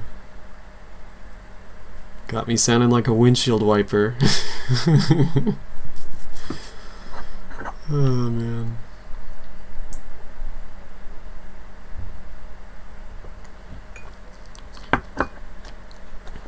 You know what's had the most, that's before my parents were born? Oh my god.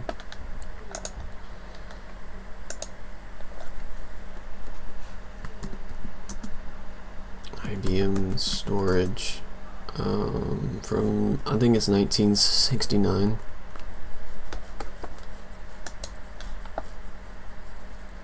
There's one of them, like, pushing it up onto a truck.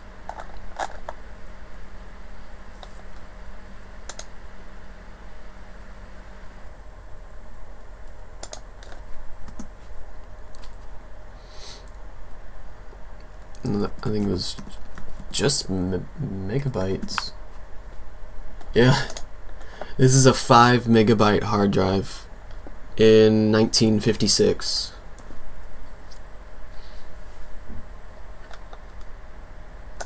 So, microphone technology hasn't really moved much, but storage, that growth has been exponential. 5 megabytes, dude. That's like... That's only as many Word documents as you can count on like 2 hands. Maybe 2 hands. That's like a book report.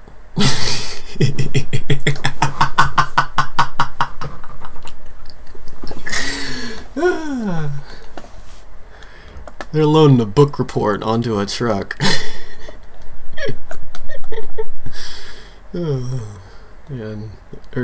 That's one spreadsheet. That's one person's tax return. Tax filing. That's how you had to file your taxes back in 1956. If you wanted to do it digitally, that's why it was all on paper.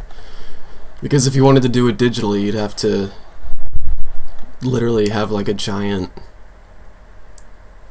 You'd have to load your tax filing onto a pallet.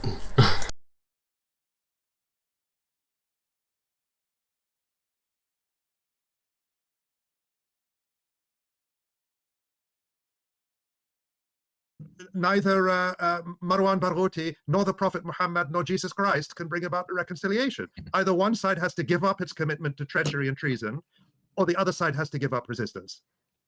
Yeah, the hope was that Marwan Barghouti could be the Fata man who stopped that collaboration. I think that's the hope. But yeah, no, there's no doubt about the PA. It can't exist in reconciliation the way it's structured right now. Well, we're all going to keep a very close eye on these very delicate developments.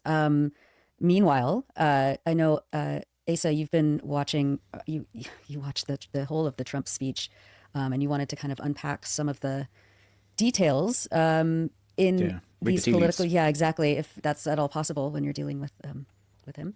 Yeah, tell us what you've been following this week. Yeah, that's right, Nora. As you discussed with Helena earlier, of course, US President Donald Trump has signed a ceasefire deal between Israel and the Palestinian resistance, which went into effect on Friday. And as part of this deal, the Palestinian negotiators insisted on Trump personally announcing the end of the war and the withdrawal of Israeli troops from at least some of Gaza. That was really a kind of sticking point for them. So on Monday, as part of this process, Trump actually flew into occupied Palestine to give a speech at the Knesset, which of course is Israel's parliament, to seal the deal and announce what he claimed, as we saw in that clip earlier, was the end of 3,000 years of war and a new age of peace. And yeah, for my sins, I watched the entire speech. I want to take us through some of the most... I've got a few clips and some of the most notable aspects of it.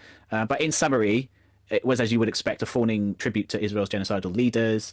And, you know, they were doing this kind of thing they do in Congress in the US, where it's kind of a State of the Union speech, where they gave multiple applauses to him, and there was all lots of mutual congratulations, and it was partly a kind of rambling train of consciousness, or it seemed like it seemed to be going off script sometimes, and some of the audience certainly looked a little bit uncomfortable at times as well. But be that as it may, it was, you know, there were certainly some significant things said. How much to believe is another question, when, you know, and that, regardless of Trump or not, that's always the case when it comes to US leaders, Western political leaders in general, full stop. But first of all, Trump, on his way to flying into Tel Aviv, he talked to the press pack on Air Force One, and he said several things of significance there too that I want to go through. So the first was that he was asked by one of the journalists about as we talked about earlier in the stream, the potential involvement of former British Prime Minister Tony Blair in the so-called Board of Peace, which is supposed to oversee the reconstruction of Gaza in later stages of the ceasefire. And this was Trump's remark. That Tony would be popular with all, because I just don't know that. And I like Tony, I've always liked Tony, but I want to find out that he's an acceptable choice. Yeah, so he's kind of walking back the talk of Blair as a kind of neo-colonial governor of Gaza. So he's saying, well, I've got to see if he's acceptable to people in the region. Of course, Blair is wildly unpopular in the region due to his role as a war criminal during the 2003 invasion of Iraq, and as well as his decades of support for Israeli crimes. But Trump has to deal with. Trump's like, we'll see how he comes out. We'll see how he's received to the Palestinian people. Immediately refuted. Yeah, he's basically complicit in war crimes and nobody likes him, so we'll see how it plays out. These leaders of Qatar, UAE, and not looking good, regional folks. vassals. There was another comment he made when he was asked about disagreements over his plan and who will now govern the Gaza Strip. I wanted to ask you about your conversations with world leaders today. You said that everybody's unified over your plan, but we heard from President Sisi calling for a two-state solution, an independent Palestinian state. You're talking about a different plan. I'm talking about something very much different. We're talking about rebuilding Gaza. I'm not talking about single state or double state or two state. We're talking about the rebuilding of Gaza. What's the road ahead for governing? Well, we'll have to see. I mean, a lot of people like the one-state solution. Some people like the two-state solution. So we'll have to see. I haven't commented on that. How do you see bridging that gap? Because of the Arab countries. At some point, I'll decide what I think is right, but I'd be in coordination with other states and other countries. I find that quite interesting. Ali, what did you make of that comment about, well, some people like one state, some people like two state? It's interesting. He said that at the beginning of his first administration. Remember, there was quite a lot of fanfare about that. And of course, I'm happy to him say that. I mean, he might not mean what I mean by a one-state solution, because we know that, the Zionists want a one-state solution with no Palestinians. Yeah. But at the same time, that's going to really upset, these the European Union Zionists who are recognizing the non-existent phantasmic Palestinian state in order to cement the idea of a so-called two-state solution, which they see as the only way to save Israel. But I think once you start talking about a one-state solution, once you allow that discussion to happen, then that doesn't mean it's going to go the way Donald Trump wants it to go. I think what's clear now with the shifts of opinion, the sea change in opinion that we're seeing in the United States and around the world, is that there's no obvious reason why a vast majority of Americans should be committed to a Jewish supremacist ethnocracy. They're going to say, well, yeah, the obvious solution is everyone gets equal rights and the same protections under the law and the same, one person, one vote. That's going to be the logical solution to the vast majority of people. It's only the committed fanatics who believe that Israeli Jews deserve special and better rights than Palestinians who are going to be committed to, the Zionist version. So he doesn't want to commit to a two-state solution because his Zionist bankrollers, who we're going to talk about, don't want him to. But at the same time, it opens up the space for us to start to move beyond the fantasy of a two-state solution. Yeah. Well, there was one more thing that he said on Air Force One that was of particular significance. So even more notable was what he said about Hamas governing Gaza in the interim period. Asked about reports this week that we talked about earlier, that Hamas fighters and Hamas sort of police force have seized the window of opportunity provided by the Israeli withdrawal to fight back against Israel-armed criminal looting gangs that have been starving Palestinians during the Gaza genocide. Trump said the following. Hamas rearming, instituting themselves as a Palestinian police force, shooting rivals. What is the message? We're outstanding because they do want to stop the problems, and they've been open about it, and we gave them approval for a period of time. So, that's significant. He claimed there that, we gave them approval for a period of time to act as a police force. And if he's, you could, it was a little hard to hear over the engine, but what he also said was, well, that it's understandable they want to stop the problems. So it's always a bit hard to tell what Trump is referring to, but he's presumably referring to the looting gangs. Of course, Trump doesn't mention the fact that looting gangs have been systematically armed and given air support by Israel. Now, that, of course, was significant because the 20-point plan that you discussed with Helena earlier, Trump released it last month, and it calls on all Palestinian factions to give up their weapons. However, the agreement that was actually signed last week doesn't mention anything at all about disarmament. So, I don't know, to me, that comment from Trump, it seems to be almost coming off the top of his head. But then again, it also seems to be him simply recognizing the reality of what's happening on the ground. However, it has to be said, a few days after he made that comment on Tuesday this week, after the prisoner exchange had happened, Trump kind of walked it back a bit, and he said that, quote, if they don't disarm, we will disarm them, and that will happen quickly and perhaps violently. So, again, it's the typical thing of Trump of kind of swinging from one extreme to the other. Yeah, I'm curious to know if John thinks that the United States has the ability to disarm Hamas quickly and perhaps violently. I do not. I'm surprised. I think we have 734 days of evidence of one of the most brutal military campaigns that anybody can remember. Failed completely and utterly failed. I don't see this disarming track is I think I'm concerned about it because it's not going to happen, and it gives Israel a I mean, it's Israel, like you said, Ali, it's Israel demanding that Hamas do what it itself has failed to do in not just 2 years, but in decades of the Palestinian resistance movements. And why should the resistance disarm? Help the colonial genocidal occupier should disarm. The entity that perpetrates the crime of crimes, genocide, should disarm and be disarmed. Exactly. But Yes, the literally. whole so-called international community discourse endorsed by the whole West and by the UN Secretary General is that the Palestinians are the problem. The Palestinians are sick and radical. They need to be de-radicalized because they refuse to live under a brutal colonial system of apartheid that is willing to mass murder them if they don't submit to being non-humans on their own land. That's not who needs to be de-radicalized. It's the Israeli public that needs to be de-radicalized, that overwhelmingly supported this genocide and overwhelmingly participated in it. As Haim Rashid Jabna told us, was it 2 weeks ago, this is the most democratic genocide in history because it required mass participation from Israelis, and with few exceptions, they went along with it. There were a few dissenting voices, but very few. Qassam will give in. Sorry, go ahead, Nora. I was just going to say, just the fact that Palestinians who have been the recipients of this state violence and this apartheid and 2 years of genocide were expected to negotiate for their own, for the end of their genocide. Just at the fundamental level, just the insipid, perverse nature of that in itself, let alone now the expectation and the demands by the genocidal perpetrators to give up their arm. I mean, it's I don't know. It just continues to make me feel like I'm crazy. This is no other people, in this current world have had to negotiate the end of their own genocide, and yet here we are. Sorry, John, go ahead.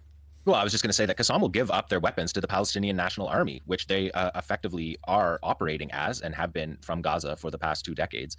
So I think you'll see that in the negotiations that come forward, a principled negotiation by Hamas on behalf of Qassam that says when there is statehood, and not just, like Helena said, not just an idea of a state, but a state that has borders and independence and sovereignty, that state's weapons will be Qassam's weapons. But until that point, John, the so-called international community, the countries that rushed forward with their fake recognitions, France, the UK, Canada, those countries, they all said, a demilitarized Palestinian state.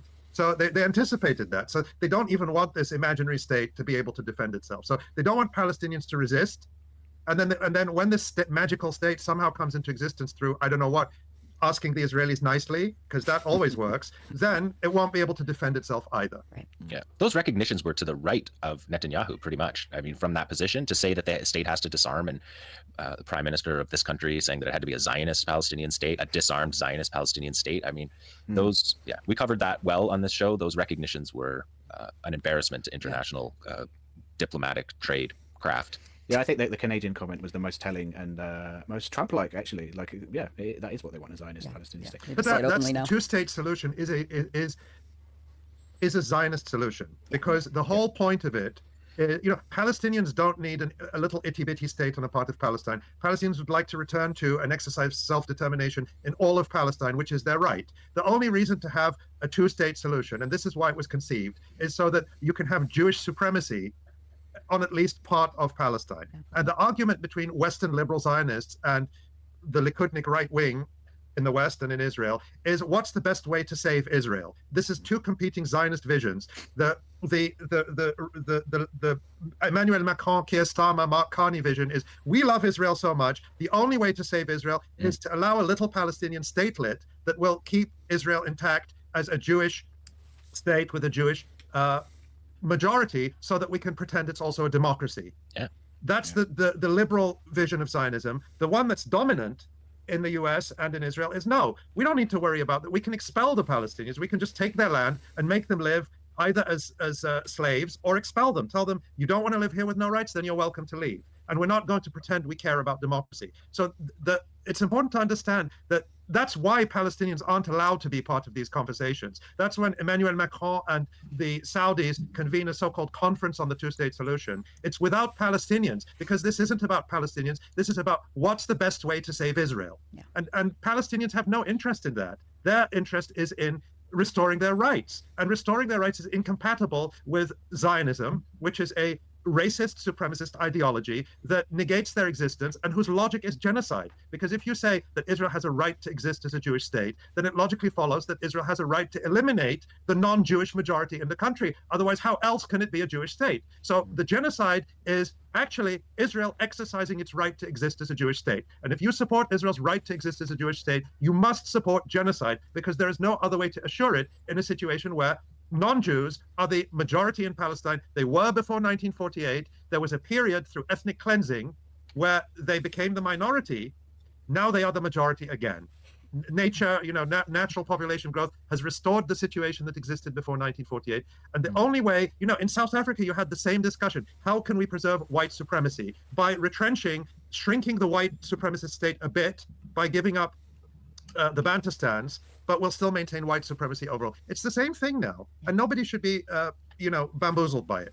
I think very few people comparatively are at this point after this last 2 years of genocide. I think Israel has shown what it is to the whole world. I think that these kind of conferences are trying to protect that, because they saw the delegitimization of Israel being, showing up in every young person around the world and otherwise who they are. Yeah. I mean, what was that famous quote, Ali? Was it from Arnon Sofer, who said, in order to maintain... Yeah, I have that quote, actually. And actually, something Trump sent in his speech, it evoked that. It evoked it. I don't know if he's smart enough to quote it. It's one of the clearest it. descriptions of Zionism. If we want to maintain our Jewish state, we have to kill and kill and kill. Yeah, I have that clip. So should we bite the bullet and dive into what Trump said in the Knesset?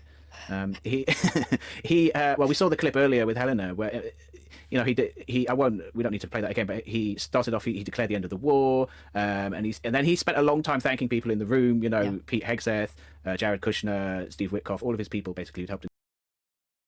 What? Trump spent a long time thanking people? No way. Negotiate the deal. And he also, the first clip is he lauded his attack on Iran in June. And this was one of the key themes of his speech, I would argue, which was he claimed, of course, he degraded the country's nuclear energy program. And he said the following. They took a big hit, didn't they? Didn't they take a big hit? Boy, oh boy. They got hit from one side, from the other. And it would be great if we could make a peace deal with them. And I think that's great. Would you be happy with that? Wouldn't it be nice, I think? And then he said, of course, but first we've got to get Russia done. So he's saying to Witkoff that we've got to go and get a deal with Russia as well. And later in the speech, he also described the JCPOA deal signed with Iran by the Obama administration as a disastrous deal. And he claimed that now Iran wants to make a deal, even if they say they don't. And he said to Iran, we're ready when you are. So there's that. The world wanted peace and Israel wanted peace. Everybody did. Everybody did. And what a victory it's been, right? What a victory it's been. If you would have gone on for 3-4 more years, keep fighting, it was getting bad. It was getting heated. The timing of this is brilliant. And I said, Bibi, you're going to be remembered for this far more than if you kept this thing going, kill. It would be it would not be the same. And I just want to congratulate you for having the courage to say, that's it, we've won, and now let's enjoy our lives. So, he's trying to publicly say this is the end of it. And as we saw in the clip earlier, he's even saying it's the end of 3,000 years. Some people say 500 years of war. So he's saying it's the end of it. And yet the reality on the ground, of course, as we've seen, is very different. The kill comment there that we saw, I mean, that really struck me, because the quote from Arnon Sofer that you mentioned, Nora, Arnon Sofer, for viewers and listeners who don't know, was an important advisor to the Israeli Prime Minister at the time, back in 2004, Ariel Sharon, and it was at the time of the tactical withdrawal of Israeli settlers from within the Gaza Strip. And this was a very similar process to what you mentioned, Ali, of the Bantustans, of the kind of in South Africa, the kind of retrenchment of the white supremacist system in South Africa by strategically withdrawing from the so-called homelands, the so-called Bantu homelands, as the white supremacist regime called it. And this was a kind of similar thing to what the Israelis did. And it was all about engineering Jewish supremacy in Palestine overall. And what Arnon Sofer said to the Jerusalem Post in this infamous quote, which you've quoted in the past quite a few times, Ali, was when 2.5 million. And remember, this is him speaking in 2004 when the population was much less than this. When 2.5 million people live in a closed-off Gaza, it's going to be a human catastrophe. Those people will become even bigger animals than they are today. The pressure at the border will be awful. It's going to be a terrible war. So if we want to remain alive, we'll have to kill all day, every day. And of course, that's what they did. Yeah. That quote, Asa, and he goes on, and it's just horrible what he says. He says, we have to kill and kill and kill all day, every day. And he says, the only thing I worry about, do you have the quote there in front of you? But he says, the only thing I worry about is that the boys who are going to do the killing come back, and are able to live normal lives. It's just something grotesque like that. But I think the significance of this interview by Arnon Sofer, which really laid out the logic of Zionism, plainly and without any adornment. But also, I think it tells us that the genocide in Gaza was preordained. It was going to happen. From the Zionist perspective, they had to do it. The question was not if, it was when. It was what would be the right moment. And this is important because you have these revisionist narratives that people are trying to put in place, that the Palestinian resistance is responsible for the genocide, as if you can ever blame a people for their own genocide. An occupied, colonized people is never responsible for the atrocities and crimes of the colonial occupier. Algerians weren't responsible for French savagery. Kenyans weren't responsible for British savagery. Native Americans and indigenous people in Canada were not responsible. There was nothing they did that forced the European colonizers to try to exterminate them. So we mustn't allow people to impose that victim-blaming narrative on Palestinians either, ever. But the point here is that genocide has to be part of the plan if your goal is an ethno-state in a country where the vast majority of people, or the majority of people, are not from the ethnic group that is going to be the privileged class in that state. Yeah. I don't have the rest of the article right in front of me, but it was certainly, I think you pretty much quoted him more or less verbatim there. He was worried about the mental health, essentially, of Israeli soldiers who were doing the killing. And, you know, he predicted that correctly, because there has reportedly been a kind of mental health crisis amongst Israeli soldiers. Nothing compared to Palestinians in Gaza, of course, but there has been a phenomenon of... And the response has been to over-medicate them. There was a whole meltdown in the Knesset, in protest from all these Israeli veterans, dumping out bottles and bottles of empty fentanyl, and being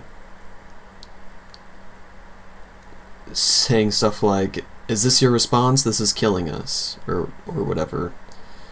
And they did it in the very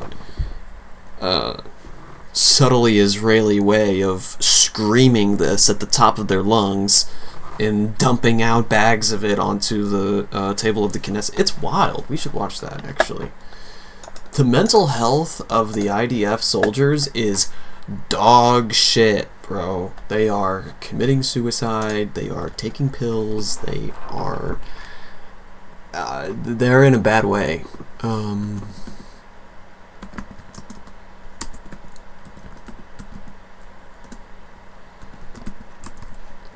Dump pill bottles.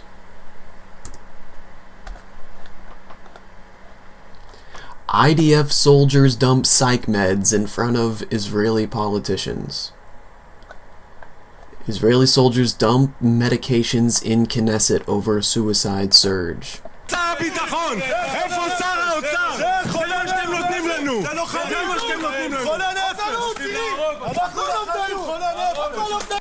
This has been put into portrait mode, so it's been completely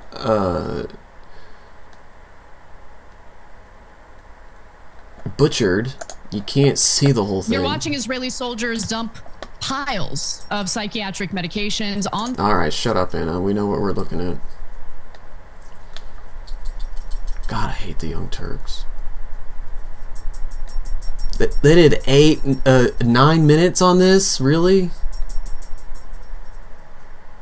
It's taking me 30 seconds to cover this. And you get the point. Moving on. Who gives a shit? Is the real story, is the real question. As the great Frogan once said, I hope you do have PTSD. Soldiers being Nazis. to re-enlist into the battlefield. Well, it's like Golda being Meir a saying, Nazi never should forgive trouble you. Arabs for making us kill their children, or something completely psycho Obscene. like that. Yeah. Obscene stuff. Well, Trump concluded his speech by asking President Herzog. Israel, of course, has a kind of European-style president who has some political powers, but less than the prime minister, and that's the President Isaac Herzog, who is a racist in his own right, and of course infamously said there's no such thing as innocent, at the beginning of the genocide said there's no such thing as uninvolved innocent Palestinians in Gaza, and it's the whole society responsible. And that was actually cited by South Africa in its ICJ case against Israel for genocide. But Trump asked Herzog at the end of his speech to pardon Netanyahu for the corruption charges he's facing. And his final line was, "I love Israel, I'm with you all the way." I'll spare you those clips. But possibly the most revealing part of the speech, which has been talked a lot about on social media, was when he publicly lauded his campaign donor, Miriam Adelson, of course, as well as her late husband, the casino mogul Sheldon Adelson. Now, Miriam Adelson, remember, has donated, last year alone, $100 million to Trump's election campaign, and the previous 2 election campaigns before that one. I didn't get the figure for that, but I'm sure it's in a similar sort of range. Damn, is that all you get if you donate $100 million to Trump's campaign? You just get to follow him on tour?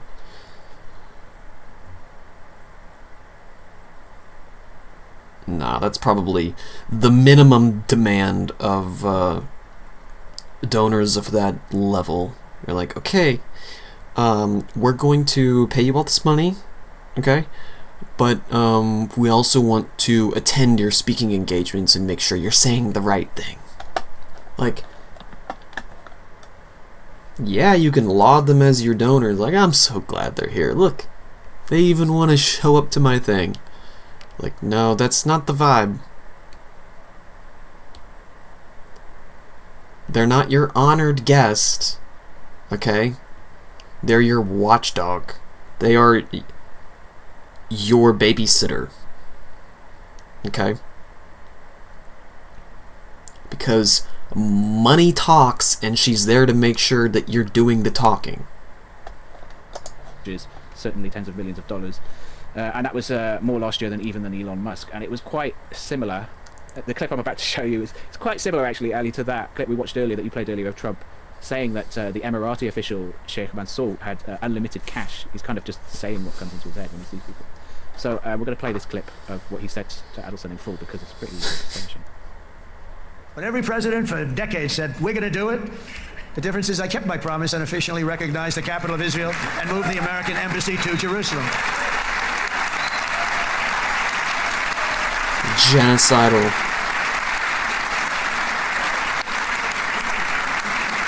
Isn't that right, Miriam? Look at Miriam, she's back there. Stand up now. Stand up. She's like, I don't have to do what you say. What the fuck are you talking about?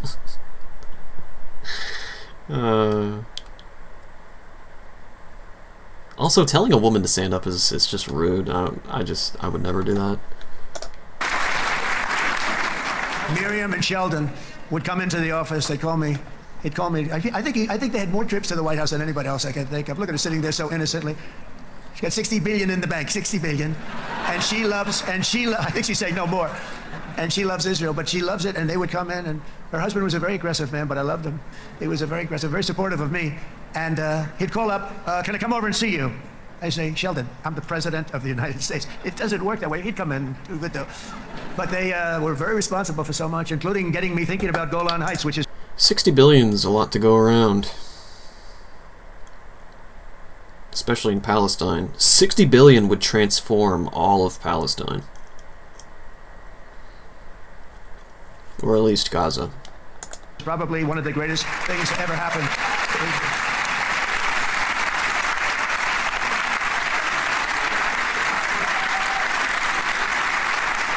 Miriam, stand up, please. She really is. I mean, she loves this country. Trump had to tell you twice, huh? She loves this country. Her and her husband are so incredible. We miss him so dearly.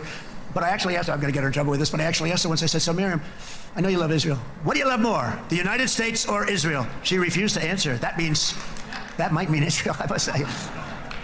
Thank you, darling, for being here. That's a great honor. Great honor. She's a wonderful woman.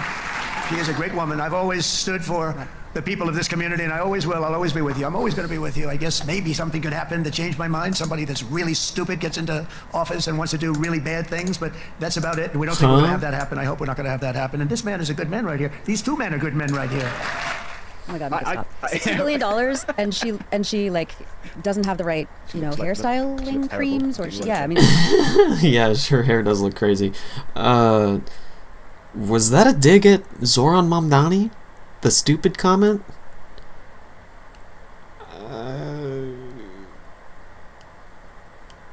Okay.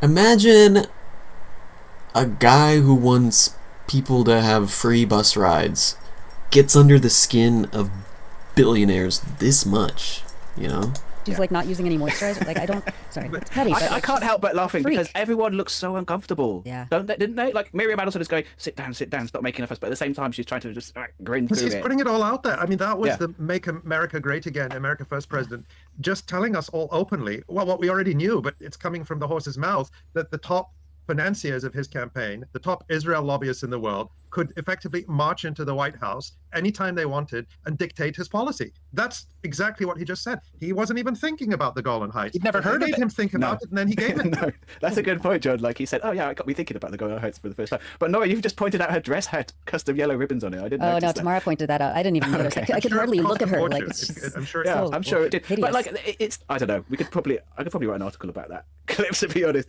But no, I mean, look, it's like you said, he's boasting of how the sausage is made. Like this is how The veneers are gone. Yeah, like he just, which is why everyone seems to look a little, that everyone's smiling through it, but they seem to look a bit uncomfortable that he's just saying it I mean, what is more to say really? He's just saying it there. You know, and also he accuses her not only of being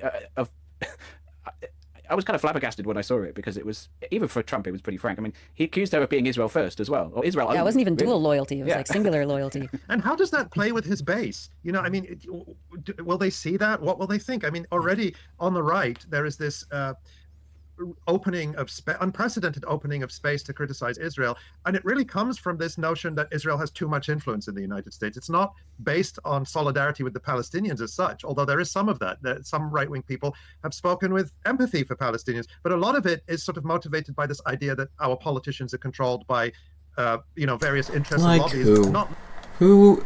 who among the right wing has shown solidarity with Palestinians, really?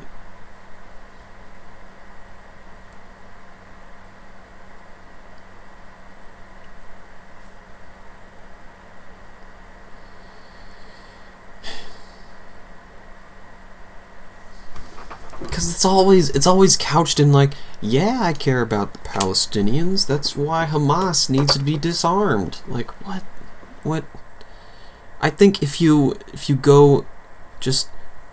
explore it just a little bit, it's always couched in something Islamophobic or racist or pro-Israeli. I think Ali is wrong here. Least of them, the Israel lobby, and it seems he's only fueling that criticism, perhaps deliberately. Who knows? Maybe I wonder how calculated some of this is. Yeah. The other thing, Asa, that you mentioned regarding Trump calling on President Isaac Herzog, the president of Israel, to pardon Netanyahu. I mean, on its face, that just seems so crass. Like, why would he want that? But Max Blumenthal actually commented on this in a way that made me think. It's like, that might be the only way to make sure that Israel doesn't go back to war, because as long as Netanyahu has these corruption charges hanging over him, then he has to stay in office forever, and then he has to keep wars going forever. So maybe that's like a harm reduction measure, pardoning him for these corruption charges, and getting him out of office. That might be the only way to get him to agree to leave office. But then, of course, he will be a private individual, and he needs to be arrested and taken to The Hague or to any other country that puts him on trial for genocide under universal jurisdiction. Yeah, it's pretty astonishing stuff. Well, I mean, I think maybe the last thing to say on the Adelsons is just that if you want to read more about Sheldon and Miriam Adelson, I wrote an article about the pro-Israel empire of Sheldon Adelson soon after he passed away in 2021, and how it was being handed over to via, this sort of complicated series of family.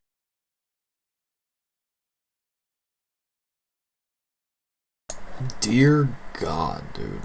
Look at Trump awkwardly holding that menorah. And Sheldon Adelson looking like a fucking creature. Jesus Christ. You are busted looking, man. How old are you? 900? For fuck's sake. Just die, you old bitch. Fuck. Trust and whatnot to Miriam Adelson, who I haven't seen the more recent figures, but at the time was said to be by far the richest person in Israel. So he was, of course, a casino billionaire who made his money in Las Vegas, owned several newspapers and whatnot, and Miriam Adelson now owns all of that and continues the same sort of malign influence campaign now. Worst people on earth. Thanks for that, Asa. Let's take a look at... Nora being like, wow, worst people on earth. Okay, moving on. The same sort of malign influence campaign now. Worst people on earth. Thanks for that, Asa. Let's take a look at the website. One more thing. Can we do one more very please. quick thing? Yes. And that's just Oh, this sorry, clip. Yeah, I almost forgot, but I want to show it. It's very quick. This clip of the press briefing at the European Union in Brussels. Let's run it. In repeating several times that Russia should repay for the reconstruction of Ukraine, do you believe Israel should repay for the reconstruction of Gaza, since they have destroyed almost all the strip and the civilian infrastructures? Thank you. Thank you, Gabriele. It's definitely an interesting question on which I would not have any comment at this stage. Yeah, she's waiting to get her marching orders, essentially, it seems like. I mean, Trump did mention reconstruction of Gaza in his speech in the Knesset, and he said, it's going to be good for Israel too, BB. Yeah, but they're just like the sheer, I think... shock. They've never even thought about it. Well, it just like there's no pretense anymore that their policy is driven by any kind of principles. The EU that held itself up as the world's repository of values. It's just so clear. As Helena Cobbin said, they're so eager to return to business as usual and whitewash Israel and shield it from the consequences. They're talking about confiscating Russian assets that were held in European banks, and this might include private assets, in order to give restitution to Ukraine, and they haven't even thought about whether Israel should repay for the destruction that it has caused as part of a genocide. It's just so disgusting. Someone in the comments said more like a suppository of values. Hey, all right. Thank you for that. Definitely. Great comment. We'll watch how they try and squirrel their way out of that argument over and over again. Let's take a look at the website. We have some fantastic new pieces by our staff writers. That's Dave Cronin's new piece, Ireland Must Not Be Intimidated by Britain's Stance on Palestine. Thank you, Dave, for tracking. Yep, definitely check out their articles. I'm going to leave it there. I've been going for 3.5 hours now, so call it good. Peace out. I'll see you later with some Dead or Alive. Free Palestine. Fuck Israel. Crush Zionism forever. I'll see you guys next time.